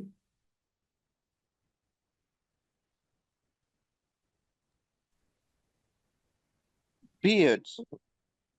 They all had beards. Back then, everybody had beards. Those guys bang in the middle. The ones with the camels, Arabs. Excellent, excellent. So the Arabs are the ones who are on camels, and the chariot guys with the horses, with the proper armor, with the helmets and the bow and arrows are not Arabs. Yet they all lived in the same area, but they're Assyrians, and then the Arabs are on the camel. And it's interesting. Look what the Arabs are wearing. Far from what you thought, what all of your life when you watched the film The Message, where Arabs are dressed differently. This is the real dress of the Arabs. Look, they're just wearing a loincloth, right? Very simple. And look at their style of fighting. Two of them on a camel, and there doesn't seem to be a mount on the camel, right? Because we know that mounts for horses and camels were developed at a certain point in history. But then again, if you look at the bottom left-hand side, where you can see the Arab with long hair, right? Pay attention to these, because remember last lesson I told you that these are not just made fanciful, they're accurate renditions. And you'll see more of this as we go on. Look at the Arab on the bottom left-hand side where it cuts, where the Arab is facing leftwards and his colleague, the Arab, is dropped on the floor. And that doesn't look like an Arab, it looks like the enemy. Right? His hairstyle, the afros that Arabs have, right? And all Arabs, by the way, real Arabs, if they let their hair grow, their hair becomes like an African afro, like a Somalian, like an Eritrean, like an Ethiopian, like a Djibouti person. Yet you don't see Syrians with afro hairs. Syrians have the same hair as Pakistani people, as Iranian people, right? Yet you see strange hair. The northern Africans, you see some of them with straight hair, some of them with curly hair. You see it in the women, right? You see curly, if you look at the girls with long hair in North Africa, you could see some frizziness in the hair that you don't see with Syrians or Jordanians or Palestinians. Egyptian men, look at Egyptian men hair. When they let it grow long, it doesn't curl up in the same way as Gulf Arabs' hair does. Yet it is a bit curly, right? So all of these are clues and signs. So how are you calling a Syrian an Arab when a Syrian doesn't look like a Gulf Arab, and a Syrian doesn't have hair like a Gulf Arab? He doesn't have the body color of a desert Arab. Just because he speaks Arabic, and even his Arabic is different. Coptic Arabics, if you say that they speak Arabic, they still have ancient Egyptian words, right? They have vocab going back to the time of the pharaohs, still alive in Coptic Arabic today. If you look at the Arab speaking of Iraq, right? They won't say kifak or kayfa haluk, they will say chifuk, or ana begullach, cha. This doesn't exist in the Arabic language. This cha sound exists in Urdu, it exists in Farsi. How did it end up in Arabic? Even in Dubai, they say chifach. Where they're getting that from? It's the Persian influence over those countries, right? So had they been pure Arabs, would they have adopted it? Arguably, no. They have the g, they have the pure Arab influence from the deserts. They make the qaf into a g, right? So, you know, you hear that, and the Egyptians obviously do that as well. Masjid, right? But the Arabs won't, the Iraqis won't say masjid, they'll say masjid, but then other words were gaf, like naga, they'll say the gaf, which doesn't exist in their language. That's again a borrow from the Persians or from northern tribes. So there's your description of Arabs right there. And that's like 2,500 years ago. Here's a close-up of an Arab. So if you look at their bow is not composite. It's not, what do you call those bows? Composite bows. Recurve. It's not a recurve bow. The recurve bow, and if you look at on the right-hand side, the enemy also, look at them. Look at the Assyrians. Look how different they are. How can you say they're the same people? Right? The Assyrians, their faces are different. Their headgear is different. Their beards are different styled. Their uniform is different. And the Arabs are dressed completely just in a loincloth with no head covering, with different hair and a different beard style and a different face, right? And if you look at the bow that the Arab is carrying, it's a normal bow. And if you look at the Assyrian bow, it looks like it's a recurve bow. That's how simple the Arabs were. Very simple bows. And the Assyrians had recurve bows. I don't know if that time in history the Assyrians had recurve bows. If they did have them, they probably got them from the Edomites, which were the Iranian type people in the north who had interactions with Central Asian steppe nomads, such as the Scythians and it was before the Turks, by the way, much before the Turks. The Turks didn't exist in that area at that time. And recurves, but this is something that I'll have to check because I'm not 100% on the history of the recurve bow, the earliest attestation of it with the Assyrians. But that's just something there for you to see. The inscription is considered to be one of the most important Assyrian inscriptions because it names an Israelite king who is mentioned in the Old Testament. Moreover, this text is the second primary source that mentions the Arabs. Zabiba was an Arabic queen. I told you the word Zenobia, they call it Zenobia, right? She's also mentioned. Zenobia in Arabic would be Zabib. Zabib means raisin, Zabib, right? In fact, remember I told you that strange names. In fact, while female rule was rare in the ancient Near East, Arab priestesses played a significant role in the ancient Arab community and held political authority over their people. So you see there were very famous, you'll see attestations of famous female queens, and they were Arab, right? It's very interesting.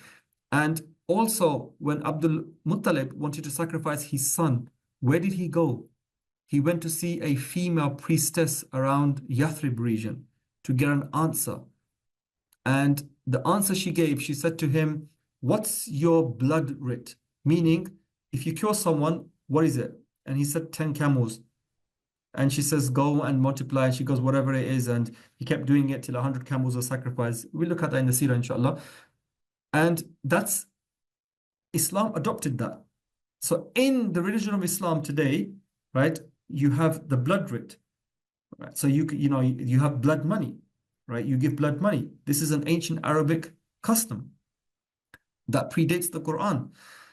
And you'll see names of other female thingies. So this is the inscription of Tilgas Piletha. In his description, he mentions another Arabic queen. It refers to Samsi, right? So Samsi or Shamsi, right? Depending, he's using the Aramaic, he's using Assyrian language.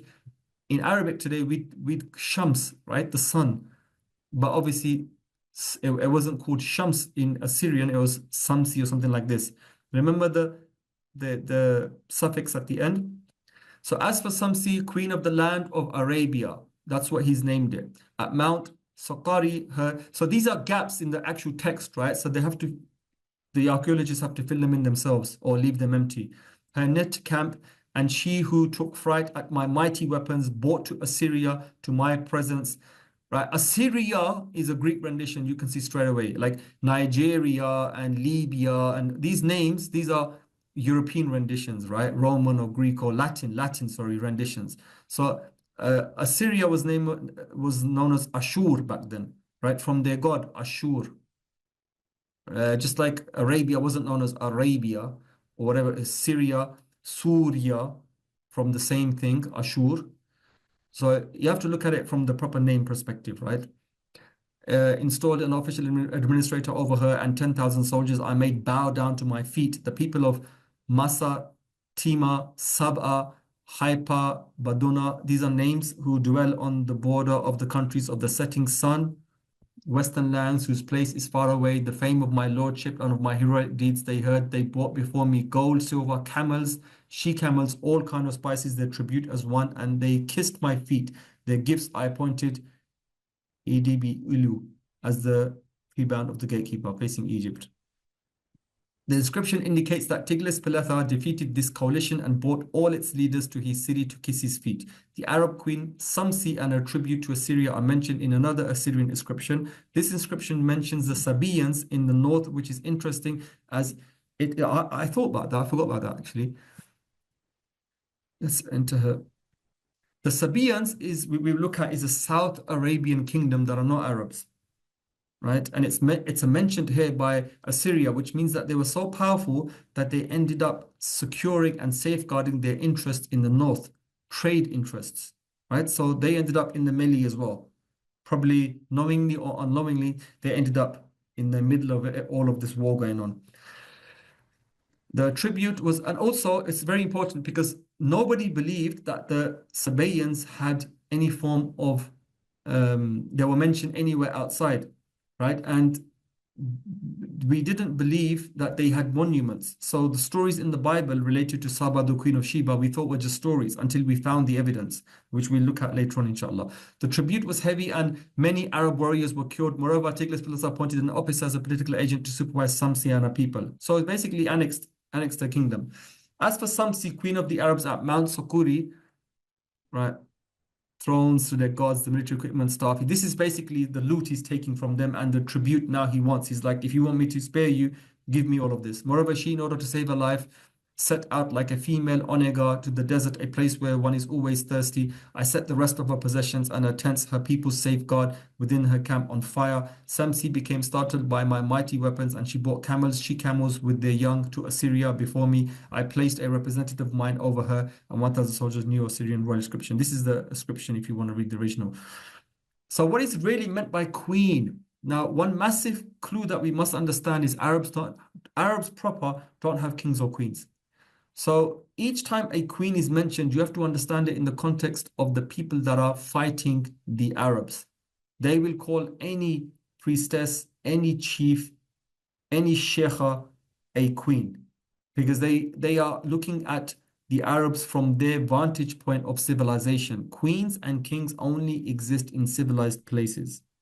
That's why I disagree with one historian who said one of the ancestors of Rasul Sallallahu Alaihi Wasallam, I forgot his name now, was made a king of Mecca. He wasn't made a king of Mecca. There was no king of Mecca. No Arab will accept a king over them. They don't understand the concept of a king because king comes with divine right. You know the divine right of kings you always hear about.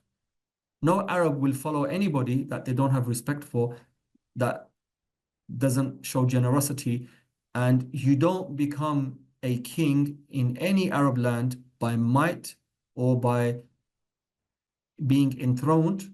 You become it through your personality. You become a sheikh, a chief, through your personality. And if you stop having those qualities, they will just leave you and find another sheikh, right? So the idea of king is alien to the Arabs. So the term used in Sumerian inscriptions, so the Sumerians predated the Arabs. the Assyrians, the Akkadians and Assyrians borrowed terminology from them. So you find vocab, Assyrian vocab in their language, and even today in Arabic, you'll find the odd word from Assyrian, from Sumerian. So the Sumerian inscription was Lu-Gal, which consisted of two syllables, Lu, man, and Gal, big. So a big man, big chief, you know, where's your boss man? Where's your big man? Take me to your leader, right? Think of it as something like that. In Akkadian text, we find the term milku, meaning prince, king, or intelligent man, or the man advised by the deity. Malkatu, ruler. This is the feminine, right? In Akkadian text. Here is the idea that kingship is bestowed by a deity. This is an idea that is seen in civilized areas, the divine rights of kings. So, for example, up till the Second World War, the Japanese emperor was literally seen as a god. The emperor that was fighting America, you know, Pearl Harbor and all the rest of it, you can see pictures of him. He's dressed like with his top hat like an English gentleman, right? There's always this idea that people who are dominated by other people end up following them, right? So straight after the First and Second World War, you see China, the Far East, Japan open up to the world properly and adopt everything from the West in a bid to catch up to them. And the Arabs tried this with their socialism experiment, but they failed miserably, but the Chinese and the Japanese prospered. So they actually believed him to be a god. So the Japanese, one of the most advanced civilizations in the world, around the time when Godzilla movies were made, Mecha Godzilla, if you remember that, right? They believed that he was their god. Alexander wanted to be worshipped as a god. The pharaohs were gods. And even some of these deities, some of these Akkadians and everything, they do, not some of them, all of them, right? Their right to rule was a divine right given by God. That's why even in the West we have that term, divine right. So Arabs don't have this concept. So they don't have a king or a queen. Hebrew writing, the term melech signified the ruler or person who had authority from God to rule his people. Again, the Hebrews by that time were a civilized group. Somewhat, not as civilized as the Akkadians, but they were civilized more than the Arabs. The equivalent term in Arabic, Malik, signifies a person who has authority or one who rules a nation, tribe, or territory. We have a cognate, mulk, dominion, or milk in Arabic. In addition, Assyrian inscriptions mention foreign leaders as the kings Saru. So this is Saru of their people, using the more usual term for king in Akkadian. So they would mention other kings with Saru, and they would mention Lugal, right? So they probably understood a slight difference, or they would just label it all together, and everybody's Saru, everybody is a king, but inside they knew what it meant, but they would just have one word for it, because Sheikha and a king, we know the differences, but what does a Sheikha mean to a civilized Assyrian? A sheikh is someone that has power only because of his personality, and if he changes his personality, no one follows him, and his power's gone. That doesn't make sense to them. You know, they are emperors, they are powerful people, and they understand kingship very differently. Assyrian inscriptions mention foreign leaders as kings. Okay, Hazel, king of Arabia, the splendor of my majesty. Hazel ilu Sar Arabi, king of the Arabs. Here's an inscription now. Hazel, king of Arabia, the splendor of my majesty. Hazel ilu Sar Arabi. Sar means like a king, Arabi, of the Arabs. Does that mean Arab kings and queens were in fact kings, or just tribal leaders or power holders like priestesses? I mentioned that to you. The idea of kingship is a civilized idea. As for Indians, Persians, Jews, Assyrians, Sumerians, and all these people are civilized. They understand kings, the Arabs don't. Arab society was not based along those lines. Now let's go to South Arabia, an interesting example from South Arabia. During the first stage from 1800 to 650 BC, their leaders were each called Mukarrib. Remember this name, it's going to come up in later lectures. Mukarrib, the unifier.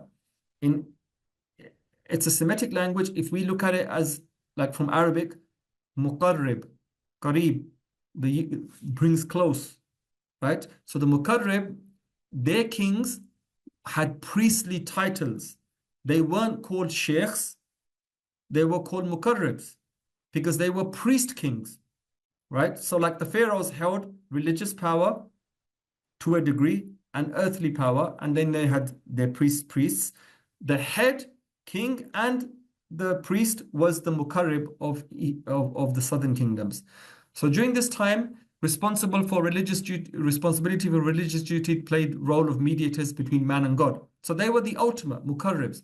During the second stage of Sabine history, which is a couple of hundred years later, the rulers were called milk kings, right? So now there's a separation of duty and religion. Kings, and they transferred their capital city from Sarwa to Ma'rib. This is the Ma'rib of the Ma'rib Dam. Everybody knows it's in the Quran. The first ruler to style himself milk instead of Mukarrib was Qarib il-Water. During the third stage, which is much later, the rulers were called kings of Saba and Dhu Raydan. Remember this name also? A title testifying to the capture of Raydan. During the fourth stage, now this is time close to Rasul Sallallahu Alaihi Wasallam, the Sabaean rulers were called kings of Saba, Dhu Raydan and Hadramaut, and Yamanat and Aribaha in Al-Murtafatat and in Al-Tihama. Al-Tihama, we mentioned Tihama last week. The Tihama area is the coastal region of the Hijaz, right? These rulers had influences up to that area. So Assyr and those kind of places. At this stage, terminated with Abyssinia. So their language, a lot of these terms come from Abyssinia and the Persian invasions now. Sorry, my mistake. Later on, yes, you'll find certain Persian attestations, but at that stage, their kingship and everything ended with the Abyssinians and the Persian invasions.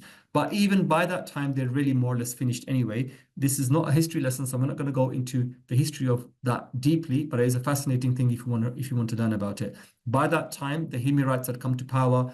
Kinda had come to power, very famous tribal confederation, and they had more or less been finished anyway. But there were periods of revival, and Imrul Qais, you'll see, inshallah, I'll mention him. Right, so in fact, the term milk king was in common usage in all levels of Arabian society, small and large. In addition, the term king was used in South Arabia to describe leaders of small nomadic groups, even if those groups did not have their own defined territory. So for example, Kaminaha and Haram, which were small groups of people living in an area of less than 100 square kilometers in Wadi Madhab in the north of Iman, called their leaders kings. So this doesn't help show us that they were one united people. So why am I keep mentioning king for? Because you cannot lump, just because the name Arab has been mentioned in history now, you cannot lump them all together. We still don't know exactly how many of those people were actually Arab. We're just getting clues. And just because someone called them king, remember what I said, we need to read deeply into history. It doesn't mean they were a king. And if we believe they were kings, then they can't be Arabs. If we take out the title king, then let's look further at those people. Were they Arabs or not? We've identified the first attestation of Arabs and we know who they were. But what about the rest of the people? Because for everybody else in the whole world, whoever speaks Arabic is Arab. And as we saw, Herodotus and Strabo, Pliny, they have their own ideas of who the Arabs were, which doesn't help much. It is noteworthy that from the 4th century CE onwards, the kings had specific territories and assumed titles relating to the land rather than to the people. As for instance, in the case of Raydan, I mentioned to you before, mentioned above, and again in the cases of the territories of Hadramaut and Yamanat. Thus, affiliations to the land.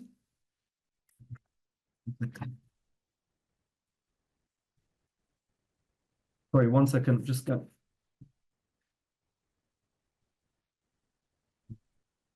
killed something, cockroach there.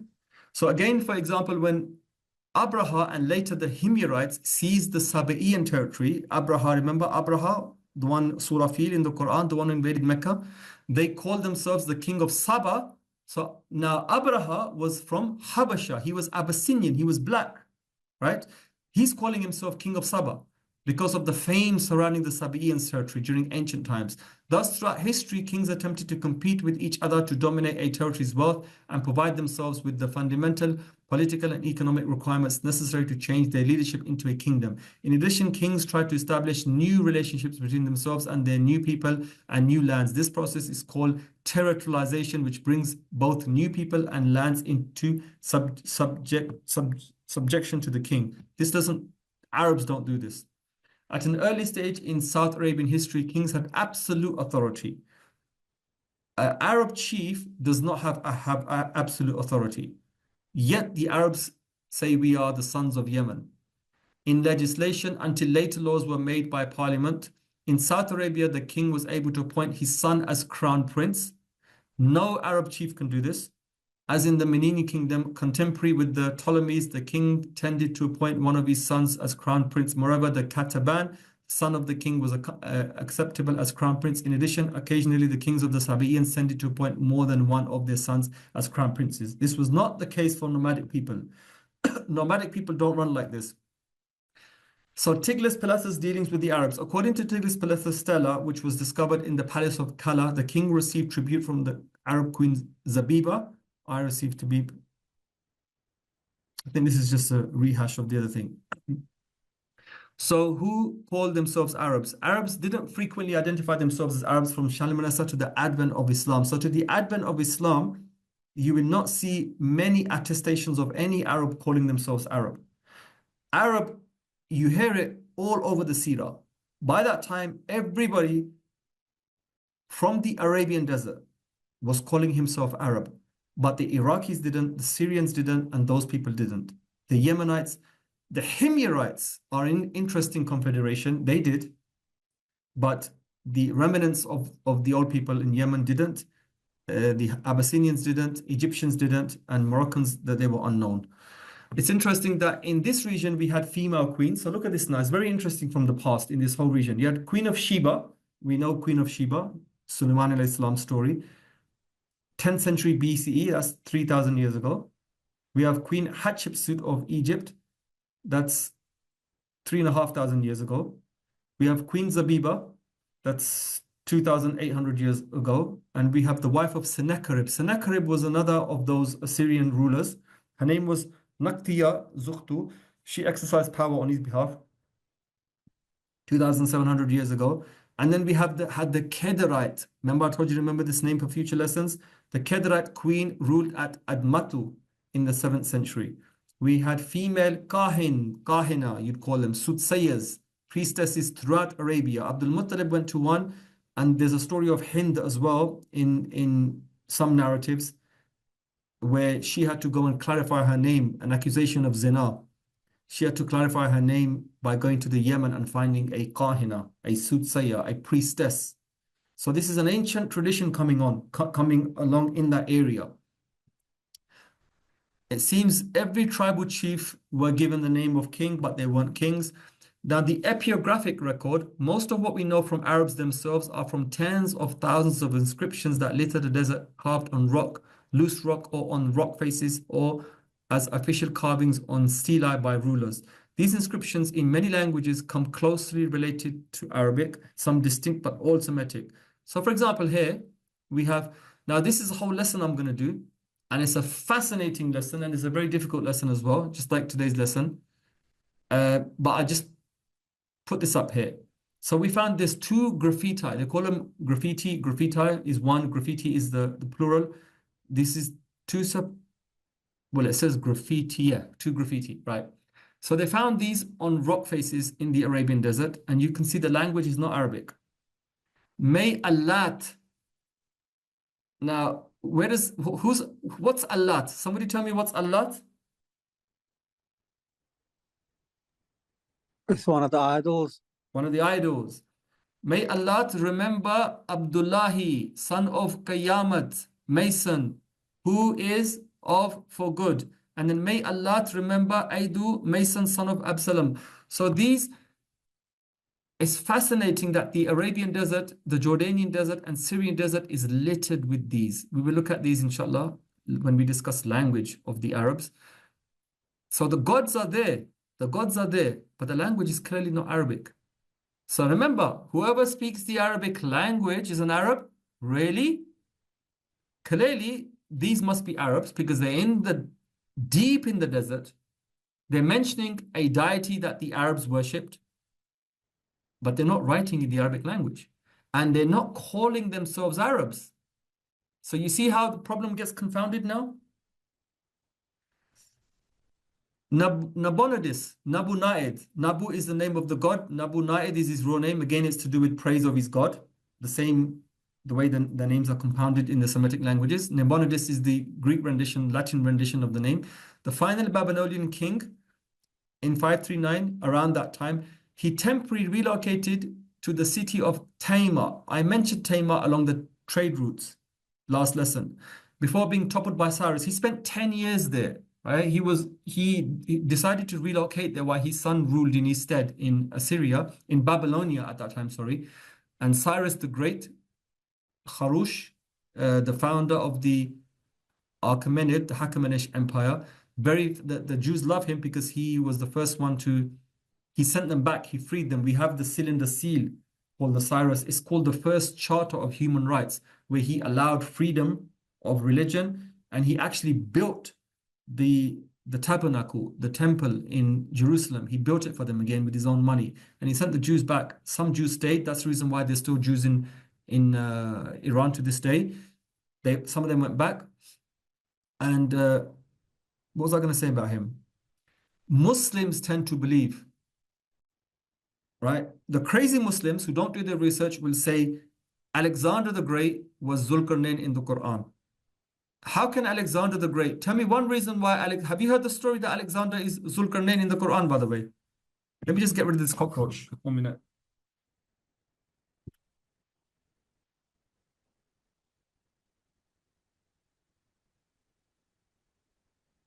Have you heard the story that Alexander the Great was Dhul-Qarnain? The story of Gog Magog and the gates of Alexander. Have you heard this story? Yeah, I have, yeah. Right. If you read the English translation of the Quran by Ahmad Ali. Ahmad Ali was a Pakistani, one of the gentlemen Pakistanis during the colonial era. He relocated to England. Is it Ahmad Ali, right? One of the earliest translations of the Quran we have. Is it Ahmad Ali? It's Yusuf Ali. Yusuf Ali. Yeah, so we have Mamul Pickthall, his translation, and then we have another one, right? Yusuf Ali. Yeah, Yusuf Ali. If you pick up Yusuf Ali's translation of the Quran and you look at the chapter of Dhul-Qarnain, he actually puts in brackets Alexander the Great. Now, one of the biggest problems with Alexander the Great is he was gay. Right? So how can you have him as a righteous king when Allah says he was a righteous king? Alexander the Great set out to conquer the known world. By age 32, he had done that. He destroyed the Persian Empire. He wanted to be called a god, right? So he was one of the old, you call them scholar kings, very rare in history, where you have with you a philosopher who educates you in philosophy and kingship. And it's an art, right? Because most kingship is ruthless. And then to have balance and justice and fairness it's not easy for kings to do. So he had Aristotle, and he had Aristotle tortured, if I'm not mistaken, because Aristotle refused to recognize him as a god. In Egypt, he told them, I'm your god, and they worshipped him because Egyptians back then were used to worshipping men as gods. Pharaohs and every single kingly house in Egypt, they would worship them as gods. So he did the same thing there. And Aristotle, obviously being Aristotle, said, come on, let's not push it that far. He had him tortured. So this evil man who was gay, it boggles the mind how Muslims can think he's Alexander the Great. Then later, when some of them open their eyes, they realize, oh, no, this is not right. This is not right. So then they started to go and find other people, right? And then the closest match they found was Cyrus the Great. And then some said he was Darius. Did you hear this before? No, I haven't heard this. I heard it was I forgot how to pronounce the name. Nebuchadnezzar. Yes. See, look at the name, right? They call him, that name you're talking in Arabic, they say Bakhtenasr, correct? I think so. Yeah, Bakhtenasr. So you're confusing Cyrus with Bakhtenasr. Bakhtenasr is the Arabic rendition of the name Nebuchadnezzar. You see here the name Nebu Naid, Nabonidus, right? And Nebuchadnezzar. So it's the name of the deity first, followed by their own name. And whatever it means, it's in praise of the deity or their slaveship to the deity. Like we have Abdurrahman, stuff like that. So Cyrus, right? They would say that being a Zoroastrian, believing in Ahura Mazda, believing in one God, okay, so that fits the story. and he was righteous because he did justice in his kingdom. Fair enough, we can accept that. And he created the first charter of human rights. So this fits the definition of Zulkarnain in the Quran. Because the Quran says he went to the left. Cyrus went and conquered the Medes. And then Cyrus went to the right and he conquered the Babylonians. And then Cyrus took a third journey, which the Quran mentions. The Quran now doesn't say whether it was north, south, east, and west, but we know Cyrus went to the north. Cyrus died. Cyrus was killed by the queen of the Scythians, the Massageti, or whatever those people were, and they chopped his head off and dipped it in blood, in a bath of blood. She made a bath of blood, and something like that. Obviously, that's a disgrace. Muslims don't know this history, so would Allah allow a righteous king to be disgraced like that by a heathen, by a pagan, by a barbarian? I don't think so, especially when Allah's mentioned him in the Quran. And another thing that they bypass is Cyrus didn't just worship Ahura Mazda. When Cyrus went to Babylonia and was crowned king of Babylonia, he paid homage to Marduk. Marduk is one of the Babylonian gods. But how would the Muslim scholars teaching you the story know about this when you don't study history, right? Then they say, okay, there's a problem. There's a clear, visible problem here. This is a very famous story about Cyrus, and you can see the picture of it as well. He's dressed in everything. So then they said, who else could it be? The next ruler was Darius, Daravush, Dara as the Arabs know him. Dara extended the empire. So he did the same journey, but extended it further into Thrace and Greece. And then on the other side, he extended it even further into Iran and I think even up to Pakistan. And then he went north and extended that area as well. That seems like a very good fit. And there came a time when I believed that. When I was doing research on this myself, when I wanted to write a book on this, I actually believed it was Dara. Then I came across a very rare, very, very rare inscription made by Dara, where he's praising another god. So straight away I was like, no, this cannot be Dhul-Qarnayn in the Quran, right? So after that I gave up, because if you've got time here, you can research into it, but I don't have the time. But I don't think we'll ever know who that king will be, right? Until events unfold, however they're going to unfold. I still have a theory on some parts of it. On the Quranic verses, you can have a live session and we can discuss that. We can break down what it means in the Quran. Do you remember I said to you, that's another lesson. Don't worry about that. We're not going to take it into another tangent, right? So Nabonidus, he was living in Taima. Taima and all that area were Arabs by that time, right? And he enlisted those Arab troops to resist Cyrus, but Cyrus crushed them. So we have Arabs appearing on the lists of people under the control of the Achaemenid. So from that time onwards now, we have the name Arab appearing in history. Before these couple of centuries, we didn't know anything about Arabs. So I'm going to give you another example. The tomb of Darius, Naqsh-e-Rustam. If you know what this is, I'll show you what this is. This is a graveyard for the kings. So just like in Egypt, you have the Valley of the Kings and the Valley of the Queens. So for successive generations, they will bury royalty there. Likewise, the Hakamanish royal house, for successive generations, they would have these tombs carved in the mountain. I'll show you, inshallah. And then they would have in three languages. He had an inscription there, in Elamite, in Aramaic, and in Old Persian. So that's how we can read those languages now, right? Because I think we didn't know Elamite, we knew Aramaic or Old Persian, whatever, and then from there we managed to work out what the other two languages meant. Had Daesh or Taliban destroyed that 150 years ago, these would have been secrets to us, lost forever. Had Daesh or Taliban or crazies like that had destroyed the Rosetta Stone, today the pharaohs would not have spoken to us. So in Naqsh-e-Rustam, he's written, a great God is Ahura Mazda, who created this earth, who created yonder sky, who created man, who created happiness for man, who made Darius king, one king of many, one lord of many. Okay, so this is the title of all the kings. If you look at the official title of the Mughal king, it's bigger than this. If you look at the official title of the Ottoman Sultan, it's bigger than this. So all kings from the past, if you look at their official titles, king of the fishes in the sea and all the birds in the sky and every animal that lives. Really, I'm not lying to you, right? The amount of arrogance you see in every single king's title, everything between heaven and earth, right? They give themselves these titles. Every Ottoman Sultan did it. Every Mughal did it. Every Egyptian did it. Everybody did it, right? And the silliest person to do it was, what's his name again? That crazy ruler from one of those African countries that died in Egypt. Idi Amin. Idi Amin gave himself a very flamboyant title along the same lines as ancient rulers.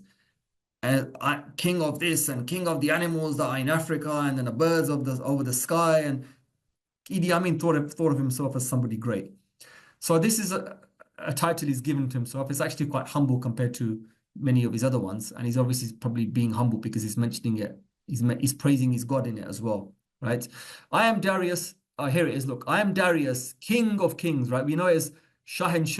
I am Darius, the great king of the kings, king of countries containing all kind of men, kings of this great earth, far and wide. Son of, this name is the Greek rendition, right? So the Persian rendition would be different. Hystaspes and Achaemenid, a Persian, son of a Persian, and Aryan, having Aryan lineage. So this is one of his official titles, massive. That's his title. King Darius says, by the favor of Ahura Mazda, these are the countries which I seized outside of Persia. I ruled over them. They bore tribute to me. They did what was said to them by me, and they held my law firmly. Media, which is Anatolia and those areas. Elam, which is southern Iran. Parthia, again, northern Iran, northeastern or western Iran. Arya, Bakhtria, which is northern Iran, where I am now, near Uzbekistan. Sogdia, which is Uzbekistan. Khwarezmia, which is Uzbekistan and Kazakhstan area. Dragdonia, I don't know what that is. The other names, I don't know. Gandhara, I don't know. India, obviously. Hindustan. Sindh, he managed to get that far. If you ever go to Pakistan, visit Taxila. Taxila is a Buddhist university city. That whole area, Afghanistan and Pakistan, was mostly Buddhist.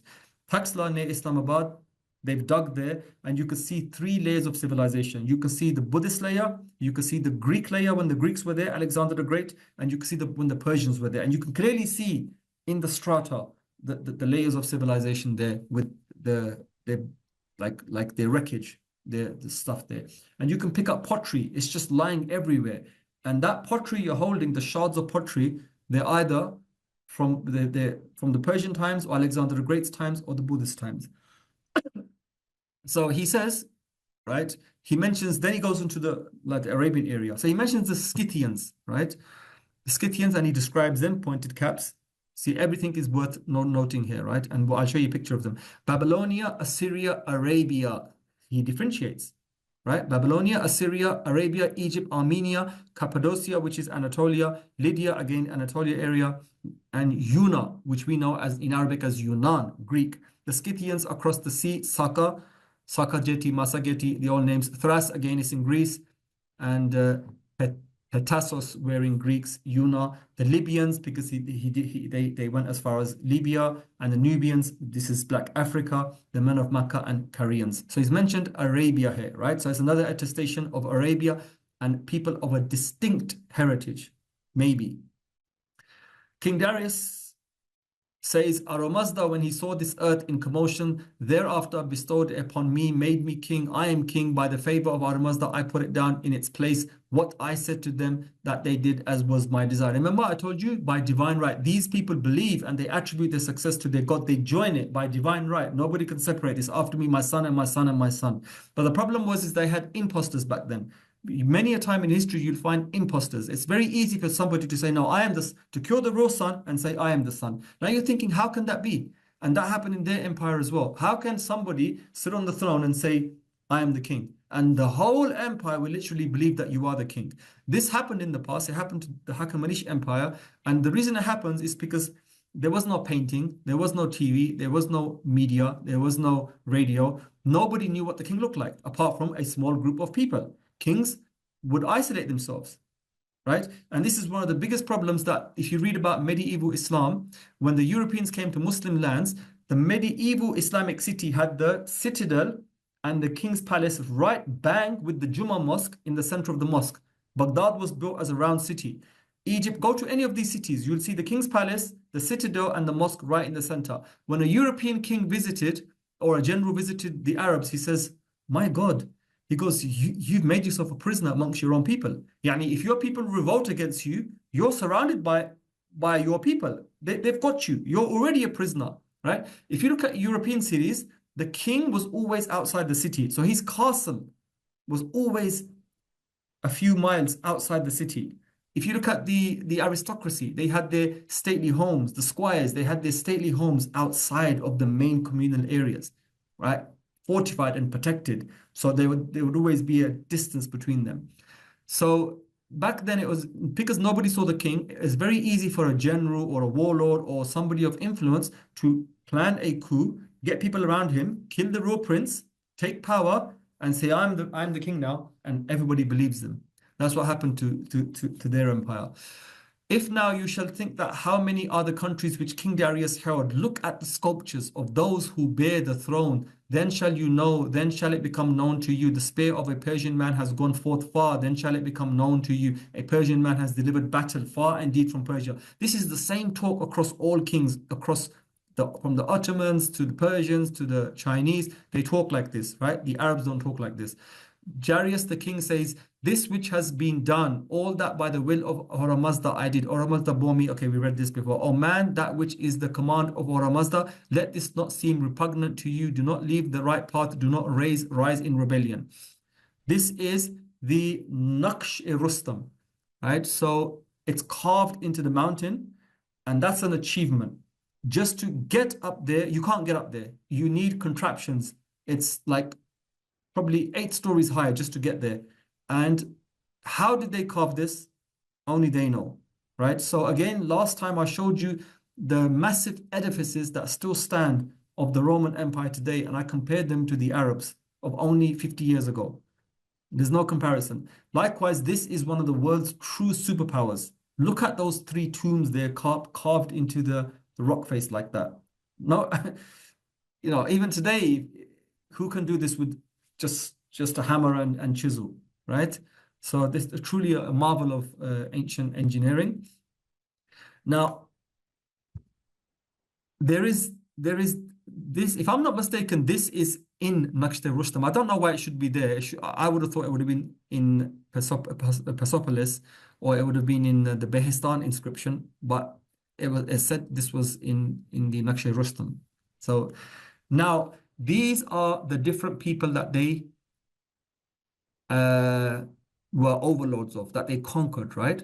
So every one of them, just from a cursory look, they all look like they're dressed the same. They all look the same. Whenever you look at Egyptian pharaohs, they all look the same to you, but they're not, right? Today, I'm going to teach you that they're not the same. And next time you look at Egyptian monuments, each pharaoh is not the same. It's distinct. Even when you see the funny business, each pharaoh is drawn a little bit different than another pharaoh, right? And it's a representation, stylized representation of their physical features. So if you look here, on the left-hand side is the Persians and the Medians and Elamites and the Parthians are similar people, related people, but because they're separated by time and distance, their cultural outside is different. So they're dressed completely different. They're basically bearing gifts. So they're all coming to the king bearing gifts, right? Some of them are carrying swords, some of them are carrying nothing, right? The Bactrian, again, the Bactrian and the Sogdians were the founders of Bukhara, not the Turks. This was a Sogdi city, right? And they dressed very different from the other Iranian-fied people. The Khwarezmis, he's dressed different, looks different hairstyle, different beard, different braiding. If we go to the bottom, the Saka, the pointed cap. Do you remember he said the pointed cap people? These were steppe warriors, very fierce people. The Scythians, we know them as, right? They had the bows. The Babylonian would be Iraq. Look, all of a sudden, long tunic. The tunic becomes longer. The Scythian is a horse rider, so he can't wear a tunic. He has to wear trousers. The Babylonian has a long tunic, but his tunic is not as long as the Arab. The Assyrian and Babylonians are ethnically related people with very little difference, yet look at their clothing. One's tunic is above his knee and the other tunic is below his knee. Their beard style is similar, but their hairstyle is different. Don't forget, there was no such thing as fashions back then. Every year you come out with a new fashion. Yes, there were fashions over long term, but not short term. If you bust out with the new fashion in your hairstyle the next year, you'd be ridiculed, right? Fashions evolved very slowly, and they normally were a result of environmental practices, or at a later date with the aristocracy, and then the working class, if they could have the money, like the merchant class, would kind of follow them. But they're very different from the way fashions work today. So the Assyrian and the Babylonian are different. And look at the Arab now, right? The Arab has a sword, the other two don't. The Arab's futa, that's a proper Arab Yemeni futa, right? And he's wearing something above, like his shoulders, you can see. His hairstyle is longer. His beard style is different and shorter and neater. Then we have the Egyptian. Look, the Egyptian's clean shaven. Look what the Egyptian's wearing. His hairstyle is different as well. Then you have the Armenian. The Armenians are above Iran, right? Look at the tunic he's wearing, and looks like he's got a sword on his belt. The Cappadocian, that's Anatolia region, where Turkey is today. The Lydian, the Ionian. Everybody's different. The Libyan, look at the Libyan. And then the Ethiopian. Look at the Ethiopian's hair. The Ethiopian's hair looks like black people's hair today, closely shaven. Everybody else has got long hair. This is the Behestun inscription, right? So now everybody is coming to the king. Now, if you look at this picture, he's got his foot on something, and he is bigger in size than everybody else. Now, this is an old way of depicting kings. If you look at the Egyptians, right, you'll see the king in the midst of battle, Ramses and that, he's chopping off, smiting. That's because he had a point to prove. If you look at the Assyrians, Babylonians, Akkadians, Sumerians, the king is there and he's always twice the size. They show him large, and the Persians carried that on. And all these conspiracy theories that stem from those areas, they say they were giants in real life, because the king lists give you a very long list of names. And then, we have stories of giants in the past, and we have ideas, these crazy people that aliens from outside came, the Anunnaki and all of this, the stupid translations of ancient texts, and they make up these conspiracy theories. But it's not, it's just normal. Like the pyramids were built by an alien race and all this nonsense. That mark on top, I remember last time I told you about that. It's a sign of kingship. Its true meaning, we don't know. And there's a resurgence of that in Iran today. And these are the different people. One of them on the right-hand side is wearing a very high conical hat. The one on the left has long hair. The one on the left, different hairstyle. The one on every man is different. Dressed different, looks different. And if you look at the one from Sindh, from India, it looks like a Punjabi. I'm not even joking with his beard like that. Right. So King Darius, again, these are the people, right? And he's mentioned, has he mentioned Arabs here? Yeah, he's mentioned Arab. So he says Assyria, calling it Athura, and then Arabia, he's calling it Arabaya in his language.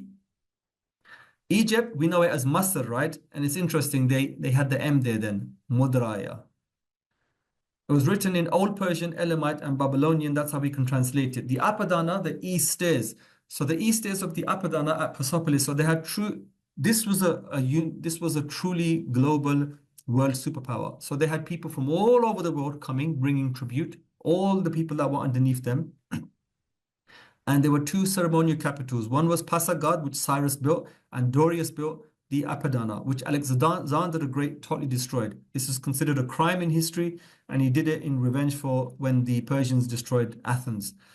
Right, so this is what still stands of there, right? The reliefs were made in the last years of the 6th and first years of the 5th century and were probably executed by Greek artists.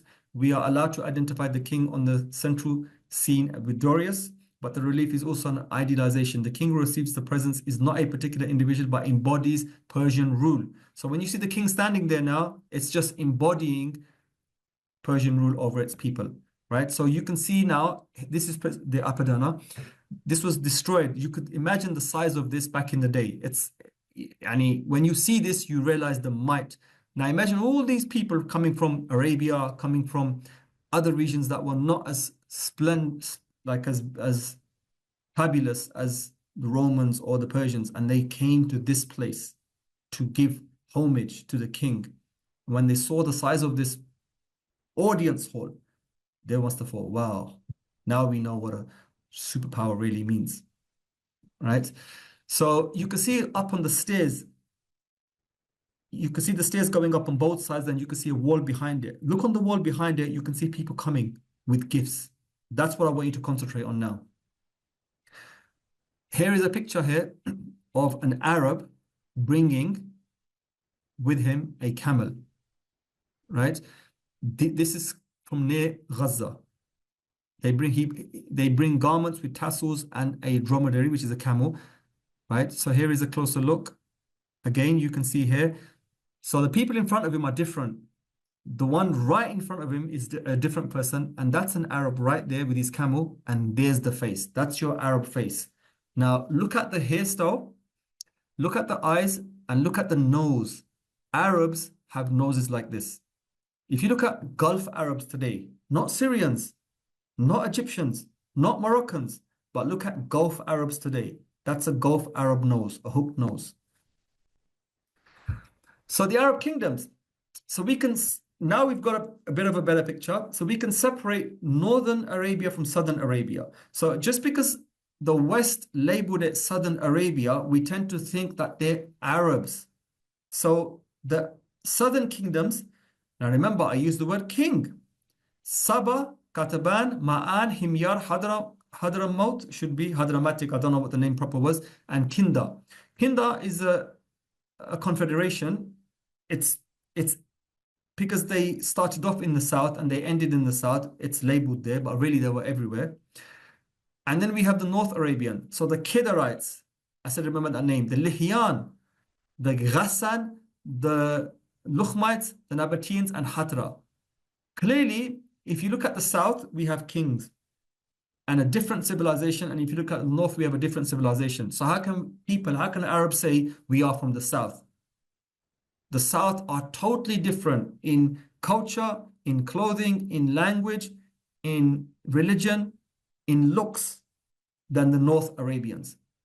The Arabs did not originate, this is a controversial claim I'm making, but anybody who knows the history knows this now. The Arabs did not emerge from the south, and we're going to look at that fascinating story of where they emerged from when we look at their language. I mentioned to you these southern kingdoms last lesson to do with Arabian trade. Now let's have a little bit of a look at these kingdoms briefly. So the kingdoms of South Arabia, we can divide it into North and South Arabia. In the south, we have Saba, which they knew as Savoy, Himyar, we all know this name, Himaratai, Kataban, and Aswan. They were all involved in the spice trade. Bisamin in Hebrew means spices. We get the word balsam in England. In English, we get the word balsam from the Hebrew word for spices. And it came from South Arabia. We did this last week. So these are the South Arabian kingdoms. Remember, I mentioned Najran is very green. Parts of Najran. Next to that is Jazan, where I lived. Sana'a, the capital of Yemen today. Ma'rib, the Ma'rib Dam. Zafar and Aden. We know Aden. This is where the Houthis are in Sana'a, I think. And Aden is, I think they have it or not, or against the old regime. The other names are not recognized, but they're not important. But the names Zafar and Sana'a and Najran and Marib are important. Aksum is the Abyssinian Empire. The king wanted, the Roman king wanted some sort of influence over the spice trade. So he asked the Negus of Abyssinia to send an army to take control. And one of the generals of the army was none other than the infamous Abraha. And he revolted against the Negus and claimed himself to be the ruler of Yemen. And then he, as a form of penance to show the king, oh, I'm doing it in your name. I'm going to build you a cathedral that nobody's going to see the like of, and it's going to divert the worship of the Arabs to me. He used the word Arabs. The Arabs to me, i.e. nobody's going to go to the Kaaba, they're going to come to me. One Arab couldn't take this. He went and defecated in there, which led to the story of Surah Al-Fil, right? So southern Arabs. None of them are actually Arabs. Here's a better picture of them. The Aksumite kingdom on the left, Negus, Habasha, mentioned in the Seerah. The periphery of Aksum, where their influence went to. The Himyarite kingdom. The Himyarites are interesting. I'll leave that to last. Have you not heard the name Himyar before? Anybody? Nobody? Somebody say no? No, I have. Yeah, it's famous. It's famous because it pops up again and again in Islamic history, right? It's very, very famous. And the Himyarites, according to my research, were a mix of Arabs and non-Arabs. But so many Arabs started mixing with them that they became known as Arabs, right? But still, I would say that there's a mixture of non-Arabs and Arabs in them. But certainly every other color that you can see there, none of them are Arabs. Yet all Arabs would like to think that they descend from these people. They don't. In no way, shape, or form do desert Arabs descend from these people. Not linguistically, not culturally, not religiously, in no way, shape, or form. But you're going to ask me, Ustaz, how is it then that they said this for 1,000 years? Because we only discovered these civilizations and what they have to offer the world today by translating their works. We know their language.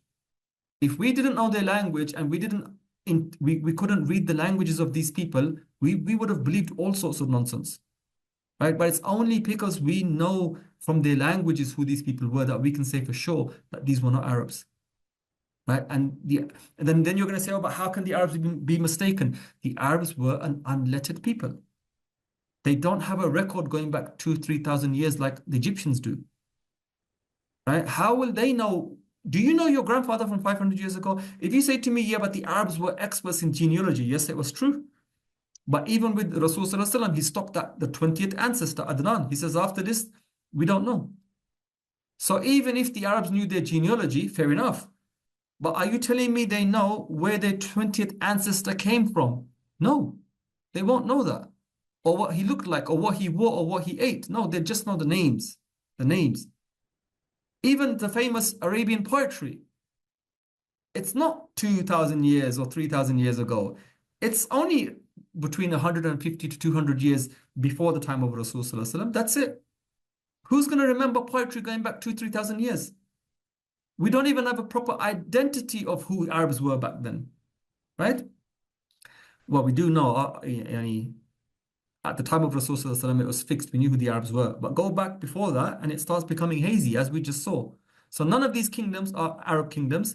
The Sabaeans, as-Sabiyun in Arabic, I try to write the name in their own language because their language is different, but the computer doesn't recognize their language, so it will just have squares. But you can see the actual written form of the language. I'll show you, inshallah, in next lecture. Between 1200 BCE and 275 CE, with its capital at Ma'rib. Saba, the biblical Sheba, southwestern Arabia, frequently mentioned in the Bible, notably in the story of King Solomon and the Queen of Sheba. Variously cited by ancient Assyrian, Greek, and Roman writers from about the 8th century to about the 5th century AD. Its capital, at least in the middle period, was Ma'rib. Right? So by the 5th century of the Common Era, they had weakened and the Himyarites had taken them over. That's why they named themselves kings of Saba and Dhu Raydan. Their leader was called a Muqarrib, not a sheikh, not any other name. Muqarrib. Arabs don't recognize this name. He was meaning a unifier. This title was replaced by Malik, as we know, in the 4th century. Right? This is a funerary inscription from 2,400 years ago. You see that language there? That's not Arabic. That's their own language, and today we can read that language, so alhamdulillah, we know. Right? That's not Arabic, and that language tells you that they are not, even what that language is saying, I mean, in their other stuff, they're not Arabs. This is a bronze man found in Al-Baida, ancient Nakshum, kingdom of Saba. This is 2,500 years old. Bronze obviously oxidizes to green, or there's probably something mixed in there. I know copper oxidizes to green. And it's stylized, and he's wearing the typical southern Arabian dress, the futa, which Arabs still wear today, which you'll see, right? And his hairstyle is curly, as I told you that Southern Arabians have and Northern Arabians have, and his beard is kind of small. Notice every detail, by the way, yeah? So the Queen of Sheba heard of Solomon's fame and came to him with difficult questions. She arrived in Jerusalem with very large retinue, camels laden with spices and an immense quantity of gold and precious stones. Having reached Solomon, she discussed with him everything that she had in mind, and Solomon had an answer for all her questions. Remember the story of how the whoopie bird went and saw her and came back, and Solomon said, I'm going to surely punish him. Where was he? And he says, oh king, I was in another kingdom. And then he said to a man who will bring, he said to his retinue, who will bring her throne. And a jinn got up, jinni, and says, before you get up from your throne, I will bring it. And then a man of Allah, a wali, a friend of Allah, got up and said, oh king, oh prophet, before you blink your eye, in the blinking of an eye, I will have your throne here. So this is that story. Okay, so obviously she came then, right? He ordered it, he told her to come. She came bearing gifts, and she had questions. Who are you? What's your religion? We are pagans. We worship, I think it's a Sunday worship. We worship many deities, and you worship Elohim, Yahweh. Who's your God? And he said, I am a prophet Suleiman. And this is the story in Kings in the Bible, by the way. This is the earliest account in the Bible we have of Saba. It used to be thought that the statues, so we didn't know anything about these. We didn't know anything about this. We found all of this much later. We didn't, and even the stuff above the ground, we couldn't read the text. The medieval Arabs tried to translate this. They understood some of it. You will see in Arabic manuscripts, they will give you, like, for example, the first word is alif, the second word could be ta, and the third word could be qaf. They tried to do this, but over generations it was lost. They totally lost the understanding of these languages, and today, alhamdulillah, we know what these languages mean. Like the languages, the Egyptian languages, there's a lot of birds in the Egyptian writing, right?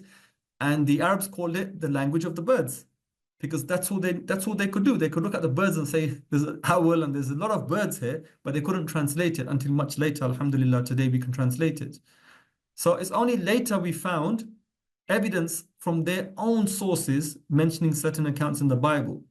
So otherwise, don't forget, the Orientalists and these kind of people, not only did they rubbish Islam, they also rubbished, sorry for the bad word, not only did they try to throw water over Islam, they also threw water over their own religion, right? They said, no, the Bible are just stories. The Quran is just stories copied from the Bible, and the Bible are just stories. But lo and behold, they started to discover these sites which proved that the Bible stories actually had a factual basis. The Dam of Ma'rib, indeed there was a sign. This is from the Quran now, in Surah Saba. Allah mentions them in Surah Saba. Indeed there was a sign for the tribe of Sheba in their homeland. 2 orchards, one to the right and the other to the left. They were told, eat from the provisions of your Lord and be grateful to him. Yours is a good land and a forgiving land. We know that it's a green land. But they turned away, so we sent against them a devastating flood and replaced their orchards with 2 other producing bitter fruit, fruitless bushes, and a few sparse thorny trees. This is how we rewarded them for their ingratitude. Would we ever punish anyone in such a way? Expect the ungrateful. Surah Saba. This is the remnants of the dam today. So the dam was a successive of catchment areas. So all the rainfall, I mentioned it in 2 lectures before, all the rainfall from the surrounding mountains would come into this area. Otherwise, the parts of it are dry, as you can see. And they would have this huge catchment area where they would catch the rain, and that allowed them to farm, and they became rich. And this is the remnants of the dam. And it's interesting because Abraha also repaired the dam, and he has an inscription written on it. So no Seerah person will ever tell you this, by the way. No Seerah person. How can you prove a person Abraha actually existed? Outside of the Seerah, you cannot prove. Yani those people, if an Orientalist said to them, prove Abraha existed. Yes, the Quran, but they don't accept your Quran. And you're going to say Seerah. They don't accept your Seerah. But no Muslim would ever be able to prove this. They only believe in Abraha based on Quranic conviction. But we have proof that Abraha existed. Because when he repaired the dam, he signed his name off, and you can see it in the dam. And other kings also did the same thing. This dam had been in continuous use for 1,000 years or so. Then the Minaians were a peaceful community of traders whose government showed features of a democracy of a city-state pattern. Ma'in fell to the Sabaeans late in the 2nd century BC, dating back 10th century, so very ancient. They had trading establishments at Didan and in Katabanin and Hadramati capitals. Didan is in Arab proper, so it's Taima, Didan, Al-Ula. Remember I mentioned these cities to you along the trade routes in the north, populated by Arabs and Jews. So they had like colonies of their own businessmen. And they remember I told you in just now that the Sabaeans got caught up in the war, right? For no reason, they ended up being at the wrong place at the wrong time, and they got mentioned in the inscriptions. Text from Qarno, this is Qaryatul Faw, referred to a number of important points on the caravan routes such as Yathrib, Medina, and Gaza. The Minaians, the only South Arabian people to talk about trade in their inscriptions. The Minaians had no political ambition, so they didn't care. You know, they were not like Saba or Hadramaut or Duredan or Himyar. They weren't a warlike people. They were interested in making a quiet trade, making money. So they had no political ambitions. They just thrived on trade, no wars and no coins minted. Coins are only minted by people who want to show that we are something and we have power. If you're like, for example, the Arabians weren't a power, they had no coins. So a question for you. See, this is a thought question that you probably never thought about. What money do you think Rasulullah used?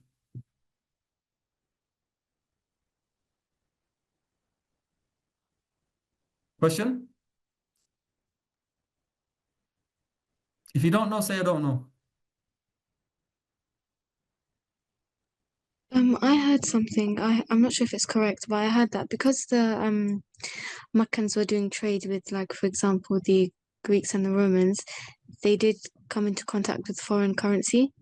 I'm not sure if that's correct. Correct. The currency actually was foreign that they were using, because if you look in the world today, if you look in the world today, you cannot exchange most of the world's currencies in any country you go to. So I'll give you an example. Most of us are from Pakistan. So the Pakistani rupee, if you travel in most of the world, you will have to change it to dollars. Dollars are accepted everywhere. Pounds are accepted everywhere. But your Afghani or your rupees or other currencies, African currencies, they're not accepted anywhere in the world. Likewise, if the Arabians had their own currency, because the dinar was recognized, the Romans recognized it, they mentioned it, we mentioned it in the trade lecture, right? Dinari. So the dirham, whatever that name comes from, Persians or whatever. So the coins that Rasulullah most probably held in his hand were either Roman coins or Persian coins. And we know we know what those coins were. So if we look at those coins today, don't forget they're all going to have the same image. You're looking at that coin and you're saying Rasulullah saw this, right?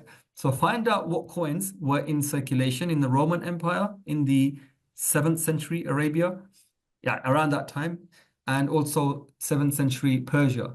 And look at those coins, and you're looking at a coin that the Sahaba saw, the picture the Sahaba saw and recognized. So if you were to be, imagine meeting a Sahaba today and you're going to pay him. If you pulled out your currency, number one, if you pulled out a note, they don't recognize notes. They only recognize gold and silver. That was ancient currency. If you pulled out your £1 coin, your fake gold, they would know it's fake and it's worthless to them. They'd be like, what's this you're giving us? A piece of metal? Had that been, and he's going to look at the sign of Queen Victoria or King Charles now, right? And he's going to be like, whoa, who's this ruler? Don't understand the ruler. But if you pulled out a Persian coin, you would recognize that coin straight away and say, oh, yes, I know this. Even before you know what this is, I know what this is, subhanAllah.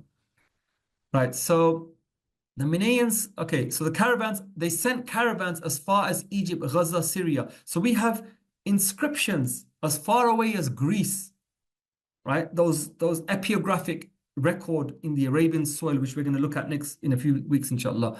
We found that as far away as Greece, right? So Mesopotamia and Tyre, their name was synonymous with aromatics and found in an inscription. Okay, I've mentioned it. Dated 261 in Xenon, Papyri, Minitian, Frankincense. This is something else. This is another one. So through their territory, the transit for the export of the frankincense is along one narrow track. It was these people who originated the trade and who chiefly practiced it. It is said that there are not more than 300 families who retain the right of trading in it as a hereditary property. Consequently, the members of these families are called sacred and are not allowed to be polluted by ever encountering women or funerary processions when they are engaging in making incisions in the trees in order to obtain the frankincense. In this way, the price of a commodity is increased owing to scruples of religion. Pliny mentioned this about them. Then the other power there was the Katabanian. The heartland of the Kataban people was Wadi Behan, with the capital Timna in its northern end and Wadi Harib immediately west of Behan. These earliest references are in Sabaic inscriptions. Native Katabian inscriptions do not seem to antedate the 4th century. So we don't have much from their own language. They're probably using, they were mentioned by the Sabaeans, or they were using their script or something like that. It was a prominent Yemeni kingdom in the second half of the 1st millennium BCE. See, today when we say Yemen, everybody thinks Arab. It was a Yemeni kingdom, i.e. Arab kingdom. No, it was not an Arab kingdom. When its ruler held the title of South Arabian hegemon Mukarrib. Hadramites. Today we know the place is Hadramaut. Hadramaut today, it's like where civilization dies. Hadara, Maut, where civilization comes to die. If you look at Hadramaut today, it's a dry and desolate place, and you can see the greenery, but you can see the dry and desolate place. It's a safe backwater. If you read the book of Assistance by Imam Haddad, his father, they were in prosperous Iraq. They were Sharifs, descendants of Rasulullah. The Ba'alawi Shuyukh descend from them. His father, 1,000 years ago, or 700, 800, 900 years ago, took his son from prosperous Baghdad, from prosperous Iraq, and took him to the backwater of Hadramaut and says, you know what, we're going to escape from civilization and we're going to safeguard our religion. And today, subhanAllah, some of the most pious Muslims in the world who have written the most solid books on spirituality came from that area. Imam Haddad was blind, right? And talking about him is going off topic, but he was from that area, and Hadramaut means death of civilization. Back then, it was probably the richest of all of them, right?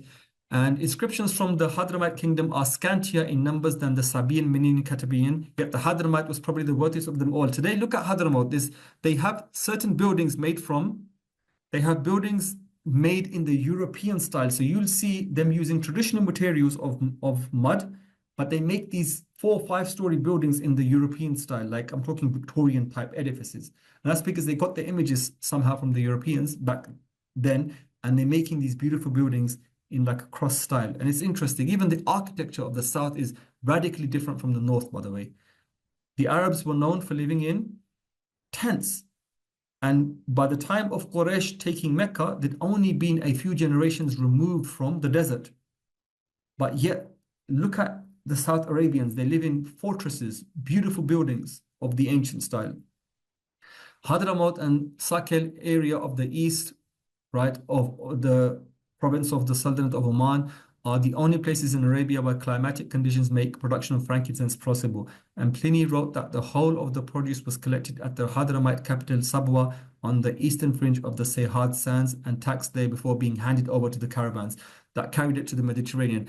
I told you to watch that 4-part series. If you want to understand this line, watch that 4-part series and it'll make common sense to you. Also a port for Indian goods. Now the Himyar kingdom, the famous Mamlakatul Himyar. Mamlakat Himyar, and the name, Sabaean name, I tried to copy the name, but it doesn't recognize it, so it came out as squares. Himyar is the Arabic form of the name of a people who appear in the inscriptions as Himyar, however that's pronounced, and in Greek sources as Homorotai. They occupied the extreme southwest of the peninsula and had their capital at Zafar, a site some 9 miles southeast of present-day Yarem on the motor road from Aden to Taiz to Sana'a. The first appearance of Himyar in history is in Pliny's Naturalis Historia, latter half of the 1st century. So it's quite a late attestation from them, as opposed to the northern Arabs who are recognized some 700 years before this time. A short time later, the Greek documents known to scholars as the Papyrus Maris 3 mention an individual who was king of the two nations, the Homerati and the Sabaeans. Okay, didn't I do this? There's a reading here by the Byzantium. Okay, by the beginning, I probably have the reading here somewhere. Actually, I think it's here. By the beginning of the new millennium, so this is 0 AD now, we can see a steady decline in all of the states, an eventual rise of the Himyarites. The southern Arabian states became weaker and could do nothing to stop the encroachment of the Arab tribes from the north. So the Arabs were nomadic, barbarian tribes from the north. As the southern tribes became weaker, the Arabs... Now, what do the Turks and the Scots and the Mongols and the Huns and the Scythians all have in common? They are northern nomadic tribes that want to invade settled populations in the south because they have everything they need and the northerners are desperately poor. So the same with the Arabs. The desert Arabs now would always do excursions and raids. As these civilizations started to die, now the Arabs started to come in and mix their blood with the Himyarites. That's why today we kind of say the Himyarites are Arabs. I still don't believe they're fully Arab, but they are recognized generally as Arabs today. Right? So now we start to see the name again and again of Arabs being used. So hereafter we start to see the mention of Arabs. We see them as soldiers in the inscriptions in the armies of Sabah.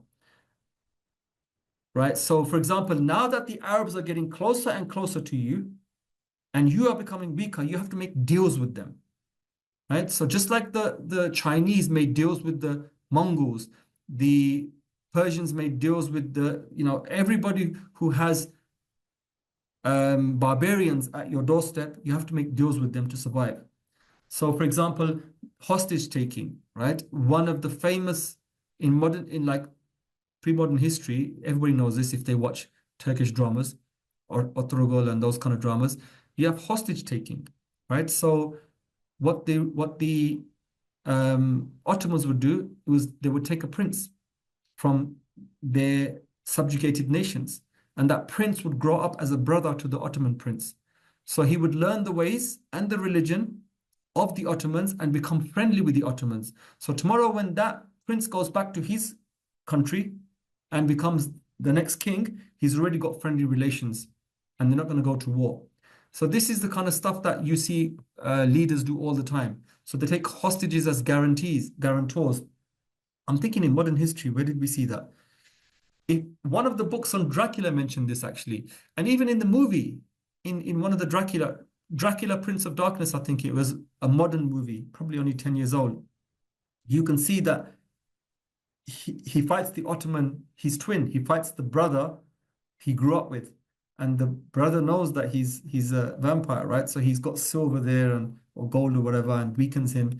And even in one of the vampire stories, like a famous recent vampire story written a few years ago, it talks about a Romanian king being taken as a prisoner to the Ottomans. And he grew up and then he escaped from there and came back and then he founded his own evil empire. But he was obviously a vampire as well, so people feared him. And Vlad the Impaler, did he have a twin with the Ottomans? I don't know. So singling out certain chiefs and recognizing them as kings. So when you're a dying power and you've got all of these Arabs out there vying to overrun you and take over you, what do? You recognize one of them as a king. And because you have the ability to give commissions and honors, you still have that much power left. The minute you recognize somebody as a king and he takes that title king, he says, you know what? Do you know who crowned me? The Sabaeans crowned me. And you know who the Sabaeans are, right? And then obviously if you give someone a title king, they're going to work for you at the expense of siding with other Arabs, because along with the title kings comes riches and we'll give you armies and we'll give you everything you need, but you're working for us. So that's how we saw the kingdom arrive in Arabia. So I called it kingdom. And conducting punitive raids, like for example, every few years, you've got to set off on a war with the Arabs to keep them in check. This is an inscription to do with the Kinda tribe, and a famous name appears here, right? Because he enabled them successfully to exact from Malik, king of the Arab tribe of Kinda. Now, it was the Sabaeans that had enthroned the Kinda, one of the tribes from there, and they took that name on for successive generations. The reparation which Malik was required to make to Alqamah, this is a southern Arabian deity, and the kings of Saba, namely the person of Imrul Qais, son of Auf, king of Khasasa, by holding that Malik and the leaders of Kinda in detention. So they took the king and Imrul Qais and held him as a prisoner in Ma'rib until they surrendered that young man, Imrul Qais, and gave as hostages from Kinda, he's Malik's child. Okay, to make Al-Makkah and the kings of Saba, namely the person of Ibn al-Qais, by holding them. Okay, right. Yeah, they took this. He stayed as a prisoner with them, and the sons and the chiefs of the leaders of Kinda, and made further reparations to Alqamah and the kings of Saba in riding horses, camels, and transport camel. Can somebody tell me who Imr al-Qais was?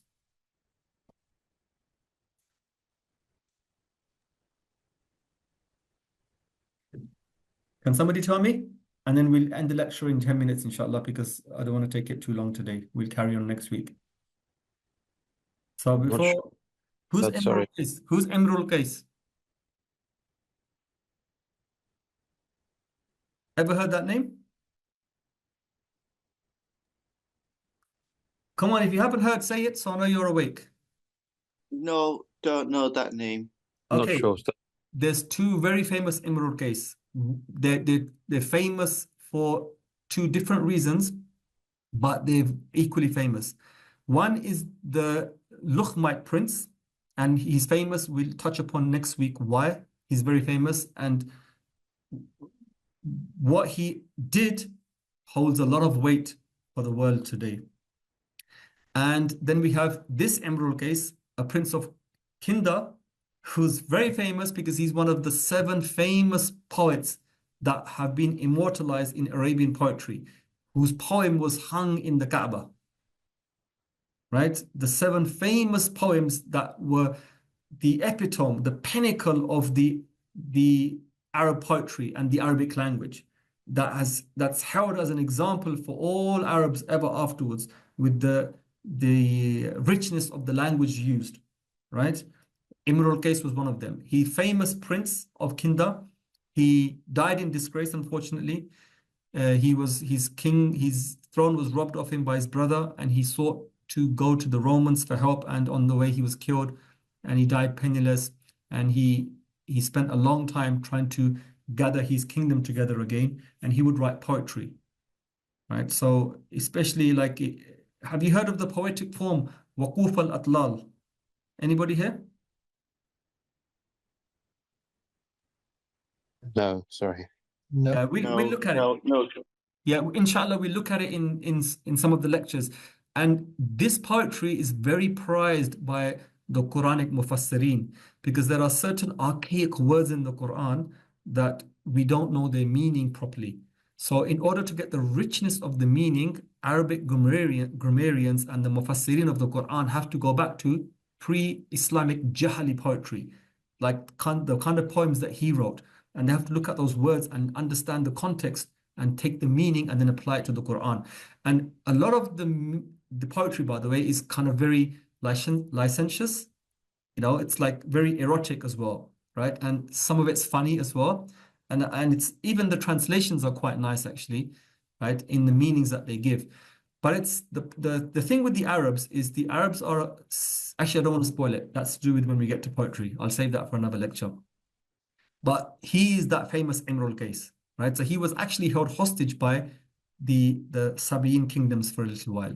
And then he ended up in Rome asking for help, and then he was killed somewhere. And his armor, if it is the same Imr al-Qais, then it's not the other Imr al-Qais. I'm sure it's this Imr al-Qais. He, on the way to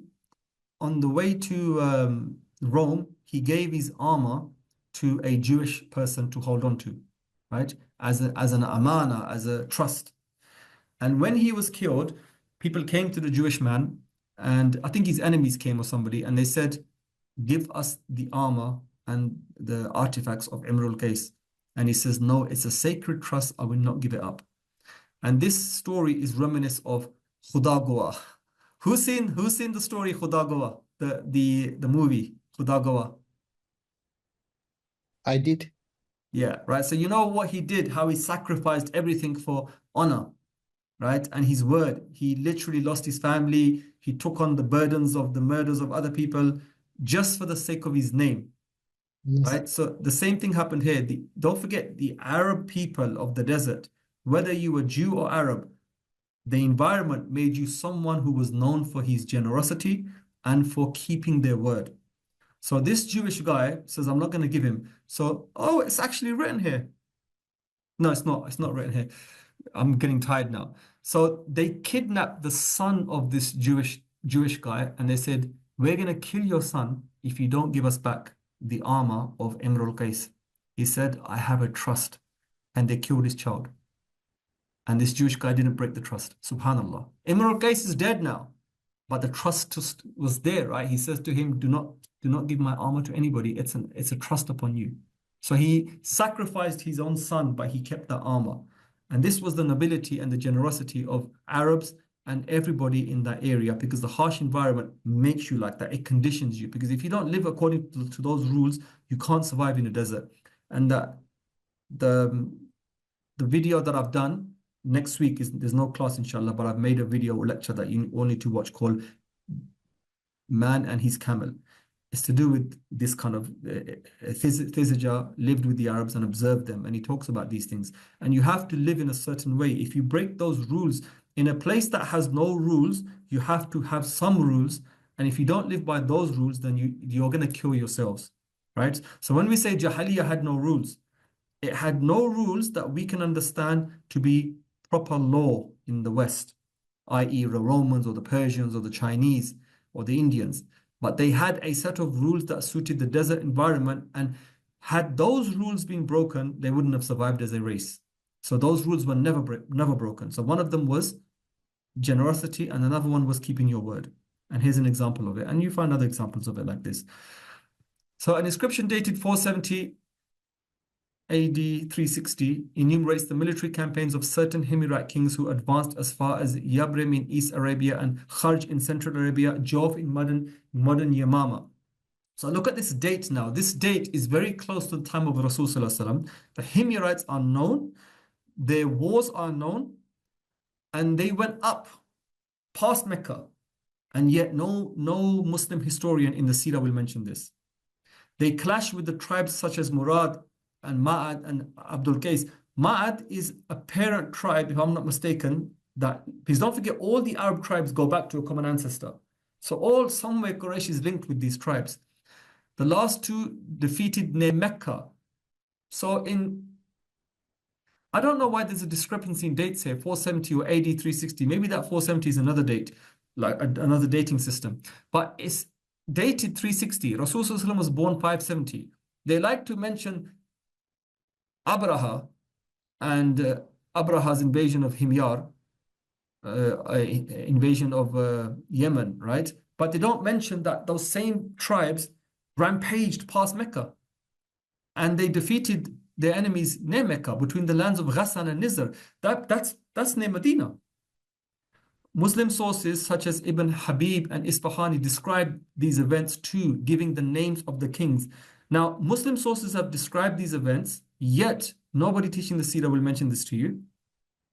And the Orientalists thought that the Muslims were making up these names, right? So we have the king lists of the Ghassanids, we have the king lists of the Luqmites, we have the king lists of Himyar, and even some other people there, right? We have those preserved in our literature.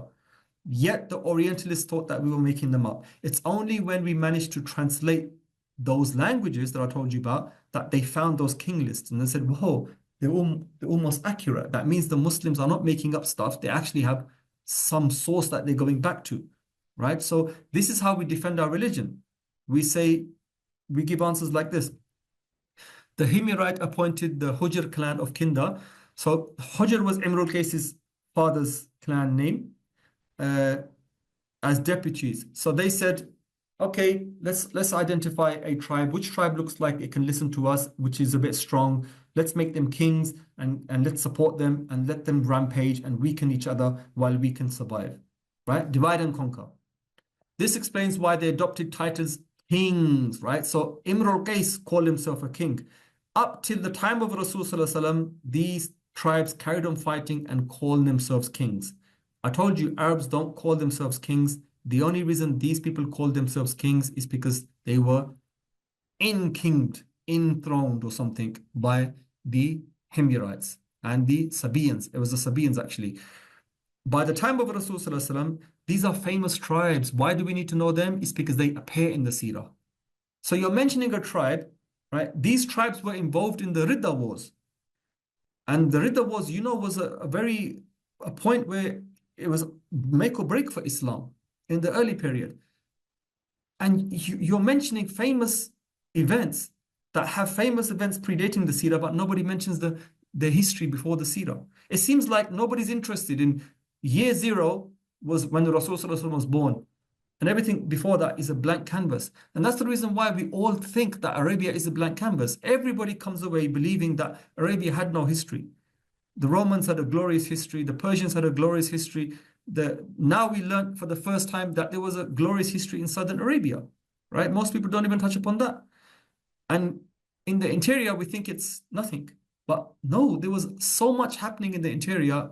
I don't want to take it that way because it's not a history lesson. It's a Seerah. It's supposed to be heading towards the Seerah. So we're only giving you enough information that will satisfy your Seerah taste buds, not a history lesson. Otherwise, it's very interesting what this clan went through, how this clan interacted with the Lukhmites, how this clan interacted with Himyar, with Kinda. You'll see a map here. I'll show you a map of them in a while. They were like a big power in Arabia at one time. Tabari mentions, among those who served the Himyarite king Hassan was Amr, son of Hujr al-Kindi, the chief of Kinda during his time. When Hassan led an expedition against the Jadis in Yamama, he appointed Amr as his deputy over certain affairs. Amr, son of Hujr, was a man of sound judgment. Amr, son of... Okay, I thought Amr was Imr al-Qais was the son of Hujr. Imr al-Qais. His name will come up anyway. So this is what Tabari mentions of the tribe, right? The account of Commander Elias Gallus. Pliny mentions an account of one of the commanders that was commissioned by the Romans to go and survey the land, spread your tentacles, because they wanted to gain access to it. So this is how he described South Arabia. That the nomads live on milk. Basically, that expedition failed. Just like most expeditions in Arabia failed, that expedition failed. One of the reasons why it failed is because they had a Nabatean who was supposed to be their guide. And the Nabatean was supposed to lead them to these people. And the Nabatean said, they're traders, we're traders. If you take direct control of that land and you're going to divert trade, bypass us, you know. So one brother helping another brother. So that's why this mission failed. So, but when he came back, in his report, he wrote that the nomads live on milk and the flesh of wild animals. That doesn't sound very civilized, right? That the nomads live on milk and the flesh of wild animals. That's Arabs. That the rest of the tribes extract wine out of palm trees. That doesn't sound like Arabs. That sounds like civilized people, as the natives do in India, and get oil from sesame. That the Himyarites are the most numerous tribe. That the Minayans have land that is fertile in palm groves and timber and wealth in flocks. That the Katabanians and Agrians, and especially the Hadramites, excel as warriors. That the Karians have the most extensive and most fertile agricultural land. That the Sabaeans are the most wealthy owing to the fertility of their forests in producing scents, their gold mines, their irrigated agricultural land, and their production of honey and wax. The Arabs wear turbans or else go with their hair unshorn. They shave their beards but wear a mustache. Others, however, leave the beard also unshaven. So he's describing South Arabia as extremely wealthy and extremely fertile. That's not the image we get when we think of Arabia, right? But I showed you 2 sessions ago how it's true. South Arabia is surprisingly green. Aswan, another small kingdom of Aswan in South Arabia, modern Yemen, with a capital at Hijaz, right? There's a mound there that we can dig and we know about it. It's known Hajar as well. and it was a very important small kingdom. The kingdom seems to have been destroyed in the 7th century BCE by the king Mukarrib of Sabah. They became the dominant kingdom. Right, so I'm going to leave it here now because now we're moving from the south into the middle. Right, so now we've done the south. We're moving into the middle, Kinda, very important Arabian confederation of pure Arabs. And then we're going to move to the north. But so far, now we've learnt 100% we've learned now that the southern Arabians are not Arabs, and the Arabs didn't descend from there. So that gives you the question, where did they descend from? That's another lesson to do with the language when we talk about the language, because the southern Arabians didn't speak Arabic, by the way, right? And Arabs speak Arabic.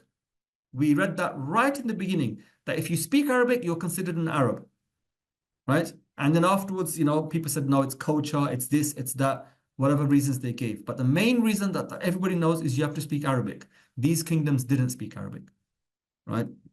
Himyar, if Himyar spoke Arabic, it came at a time when Arabic was the dominant religion, dominant language. And we'll mention that. Sounds a bit weird what I'm saying, but we'll talk about that in the history of the language, inshallah. So the Kinda was an Arab tribe, right? They were in an area, look, they were on the outskirts of Mecca. So they had interaction with the Meccan people, with the Quraysh. And at one point, they became so powerful that they controlled all of this area. Now, the empty quarter, nobody controls the empty quarter, as you can see. Najran in the south, and Sana'a, that's the Yemen proper. And then Mecca, obviously independent. And then the other areas were under the hegemony of Kinda, and they clash with the Lukhmites. The Lukhmites is a very important confederation, again, kings made by the Sasani Empire. And on the left-hand side are the Ghassanids, another group who were the vassals of the Romans, who were, again, enthroned by the kings. They were semi-civilized, so to speak, right? So that's why they could call themselves kings. And because they were enthroned by the Romans and by the Persians, they were given money. And when you have money, you start to lay money out on the table, left, right, and center. You have, all of a sudden, you have a paid army, or not a paid army. If it's not a paid army, you lavish gifts on the chiefs, and then the chiefs lavishes them on the tribes, and then they work for you, and then you loot and you pillage, and then you get more and more powerful, and then you have a court. And that's where the Arabian language came to its zenith with its poetry. Nobody decides to make poetry for nobody, right? In history, all art was made for patrons, rich people, aristocrats who had the money and said, you know what, I got the free time. I want to think, I want to do something. I can't do it for myself. I'm going to pay somebody to do it. Make me a poem, make me a song, praise me. So a lot of poetry was in praise of the kings of these areas. Right? A lot of the poetry we have is in praise of these. And we look at that when we do the lecture on poetry, inshallah. But we leave it there and we look at something on the Kinda tribe. Next lesson, inshallah. This lesson was going to be 6 hours at least if I carried it on. So do we have any questions? And inshallah, we'll carry on from here, moving up towards the north. And this lesson and the next 2 lessons will give us a clear understanding linguistically and ethnographically who the Arabs and the descendants of Rasul Sallallahu Alaihi Wasallam were. Somebody said in the chat that it was Ibrahim and his son Ishmael. And I said they don't have an ounce of Arab blood between them. Who here thought Ishmael and Abraham were Arab? Last question before we go. I did. You did. Why did you think Abraham was an Arab? Mainly because when Ibrahim alayhi salam left Ismail alayhi salam in Mecca, and then the generation came after, and then the Prophet came from that. That was my thought process. Right. So now when I gave the lecture up to now, it becomes clear how Abraham could not have been an Arab, because we mentioned the first mention of Arabs was in the Battle of Qarqar, which was 2,800 years ago. That was much after Abraham. And that was in an area that was on the edges of the desert where they mixed with nomadic tribes that they labeled Arabs, right? Not all of them would have been Arab. There would have been probably mixing of blood here and there, or they could have all been Arab, very small in number. So the Arabs came from the desert, and their first attestation is quite late compared to Abraham. And Abraham came from a city called Ur in the highly civilized Akkadian civilization, highly civilized, right? And we know that the Akkadians and the Assyrians and the Babylonians were not Arab. So Abraham wasn't an Arab, and his son wasn't an Arab. His son mixed with Arabs and married into them, and they became Arabized. So we have the demarcations of the three different types of Arabs, which we'll mention in another lecture, inshallah. The Quran mentions the Jews and the Christians arguing about the religion of Abraham. So the Christians would say, no, he was a Christian. The Jews would say, no, he was Jewish, i.e. in faith, not in blood, in faith.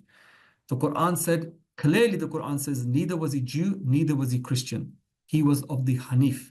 So he was someone who believed in the oneness of Allah, predating Christ, and which is Christianity, and predating the Jewish religion, which is Moses.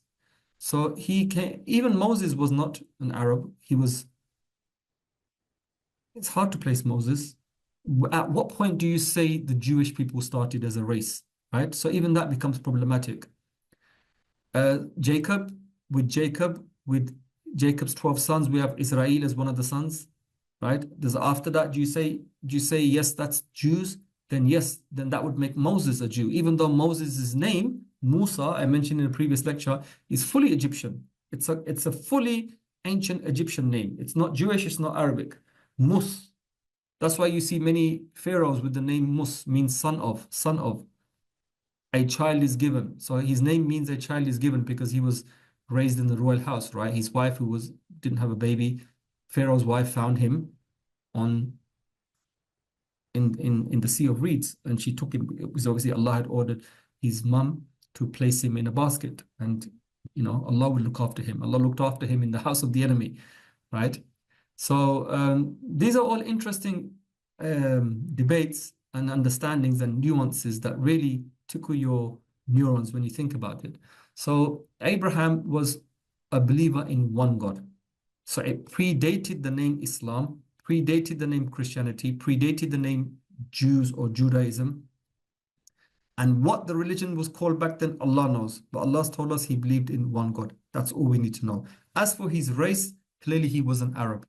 Okay, so that's fine. I think that's 3 hours. I think today's lesson was very deep, right? So I want one question out of everybody. Collectively, I just want one question. Somebody give me a question. And then we can go. Where it says legend, there says Kingdom of Kinda, CA.500. What does that refer to? 500. The Kingdom of Kinda started in the 1st century BCE and carried on until after the time of Rasulullah. The Kingdom of Kinda, so imagine that space you're seeing, shrink, big, small, like this. So they were a confederation, sometimes weak, sometimes a bit stronger, in competition, as pagan Arabs did, for power and resources with other Arabs around the area. At some point in history, the Sabaeans, which would be in the area of Himyar, if you can see the map, it says Himyar at the bottom left. The Himyar took over the Sabaean Empire. At some point, the Sabaeans, when they became weaker, they realized we need to make the Arabs fight with each other, weaken them. We'll choose someone that will give them royalty, prestige. So everybody forever after will look upon them with deference, and kind of things will keep calm and everything, right? So they identified people from the Kinda tribe and always kind of patronized them. So for hundreds of years, the Kinda tribe held this title, and it was a prestigious tribe. It was an amalgamation or confederation of a lot of other tribes. And history, we know the names of them clearly. And during the time of Rasulullah, they started to get weaker, but they were still a force to be reckoned with. And In the time of Rasulullah, when expeditions were sent out towards the south, it was these people that then accepted Islam. Kinda, at a certain point in history, accepted Islam.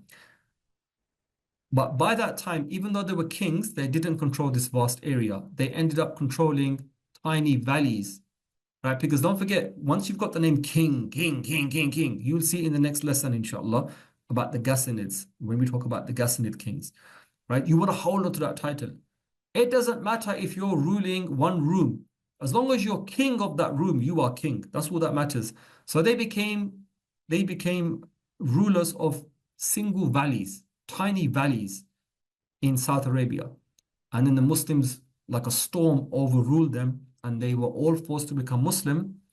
And when Rasulullah passed away, we had what's known as the Ridda Wars, which we will talk about once we finish the Seerah, inshallah, when we talk about the life of the companions. Thank you. Right? Thank you, Ustad. Yeah, in the Ridda Wars, a lot of these were the first people, these were some of the first people to revolt against Abu Bakr as-Siddiq, right? And the Ridda would basically make you non-Muslim. You would refuse to give zakat, and zakat is one of the pillars. So they had to be fought once again, brought back into Islam, and one famous person from here, one famous person, a name from here, he's a Kindite. He fought in many, many successive wars for the Muslims, and he made a very big name for himself. So this is one reason, again, right, why we need to study the prehistory. Because a famous personality comes up, who worked under Abu Bakr as-Siddiq, Umar, redeemed himself, did wonders for the Muslim armies. And yet, he was the son of somebody that was involved in the Ridda. And okay, fine, somebody might mention it, somebody might not mention it. But that same tribe had a massive influence for 600 years in Arabia. And by the time the legend says 500 AD, right? By 500 CA, common era, CE, it normally is AD. So in the time of Rasulullah, this tribe existed. And this tribe was famous and it was known. So it's important to know about them. Right, thank you very much. Thank you. Jazakumullahu khair. May Allah reward us for the time spent. Today I'm very tired, very, very tired. So may Allah reward our efforts. And we are witnesses. We are like companions. We're witnessing the landscape of Rasulullah. We're witnessing the names. We're understanding what those names meant properly, as the companions understood their names. Not how you're understanding them detached from context 2,000 years later. You're understanding them as the Arabs would have understood this, all this stuff going on. And may Allah accept this from us. May Allah accept our worship, and through the intercession of whatever we're doing, may Allah forgive us our sins and give us our needs. وصلى الله على سيدنا محمد وعلى آله وصحبه أجمعين. الحمد لله رب العالمين. Assalamu alaikum, everybody. Assalamu alaikum. Thank you so much, Ustad. Jazakallah khair. Assalamu alaikum wa rahmatullah. Nice to have you, brother. سيدنا محمد وعلى آله عدد كمال الله وكما يليق بكماله. اللهم صل وسلم وبارك على أسعد ما محمد وعلى آله عدد كمال الله وكما يليق بكماله. اللهم صل وسلم وبارك على نور الهدى محمد وعلى آله عدد كمال الله وكما يليق بكماله. اللهم صل وسلم وبارك على سيدنا محمد وعلى آله وصحبه وسلم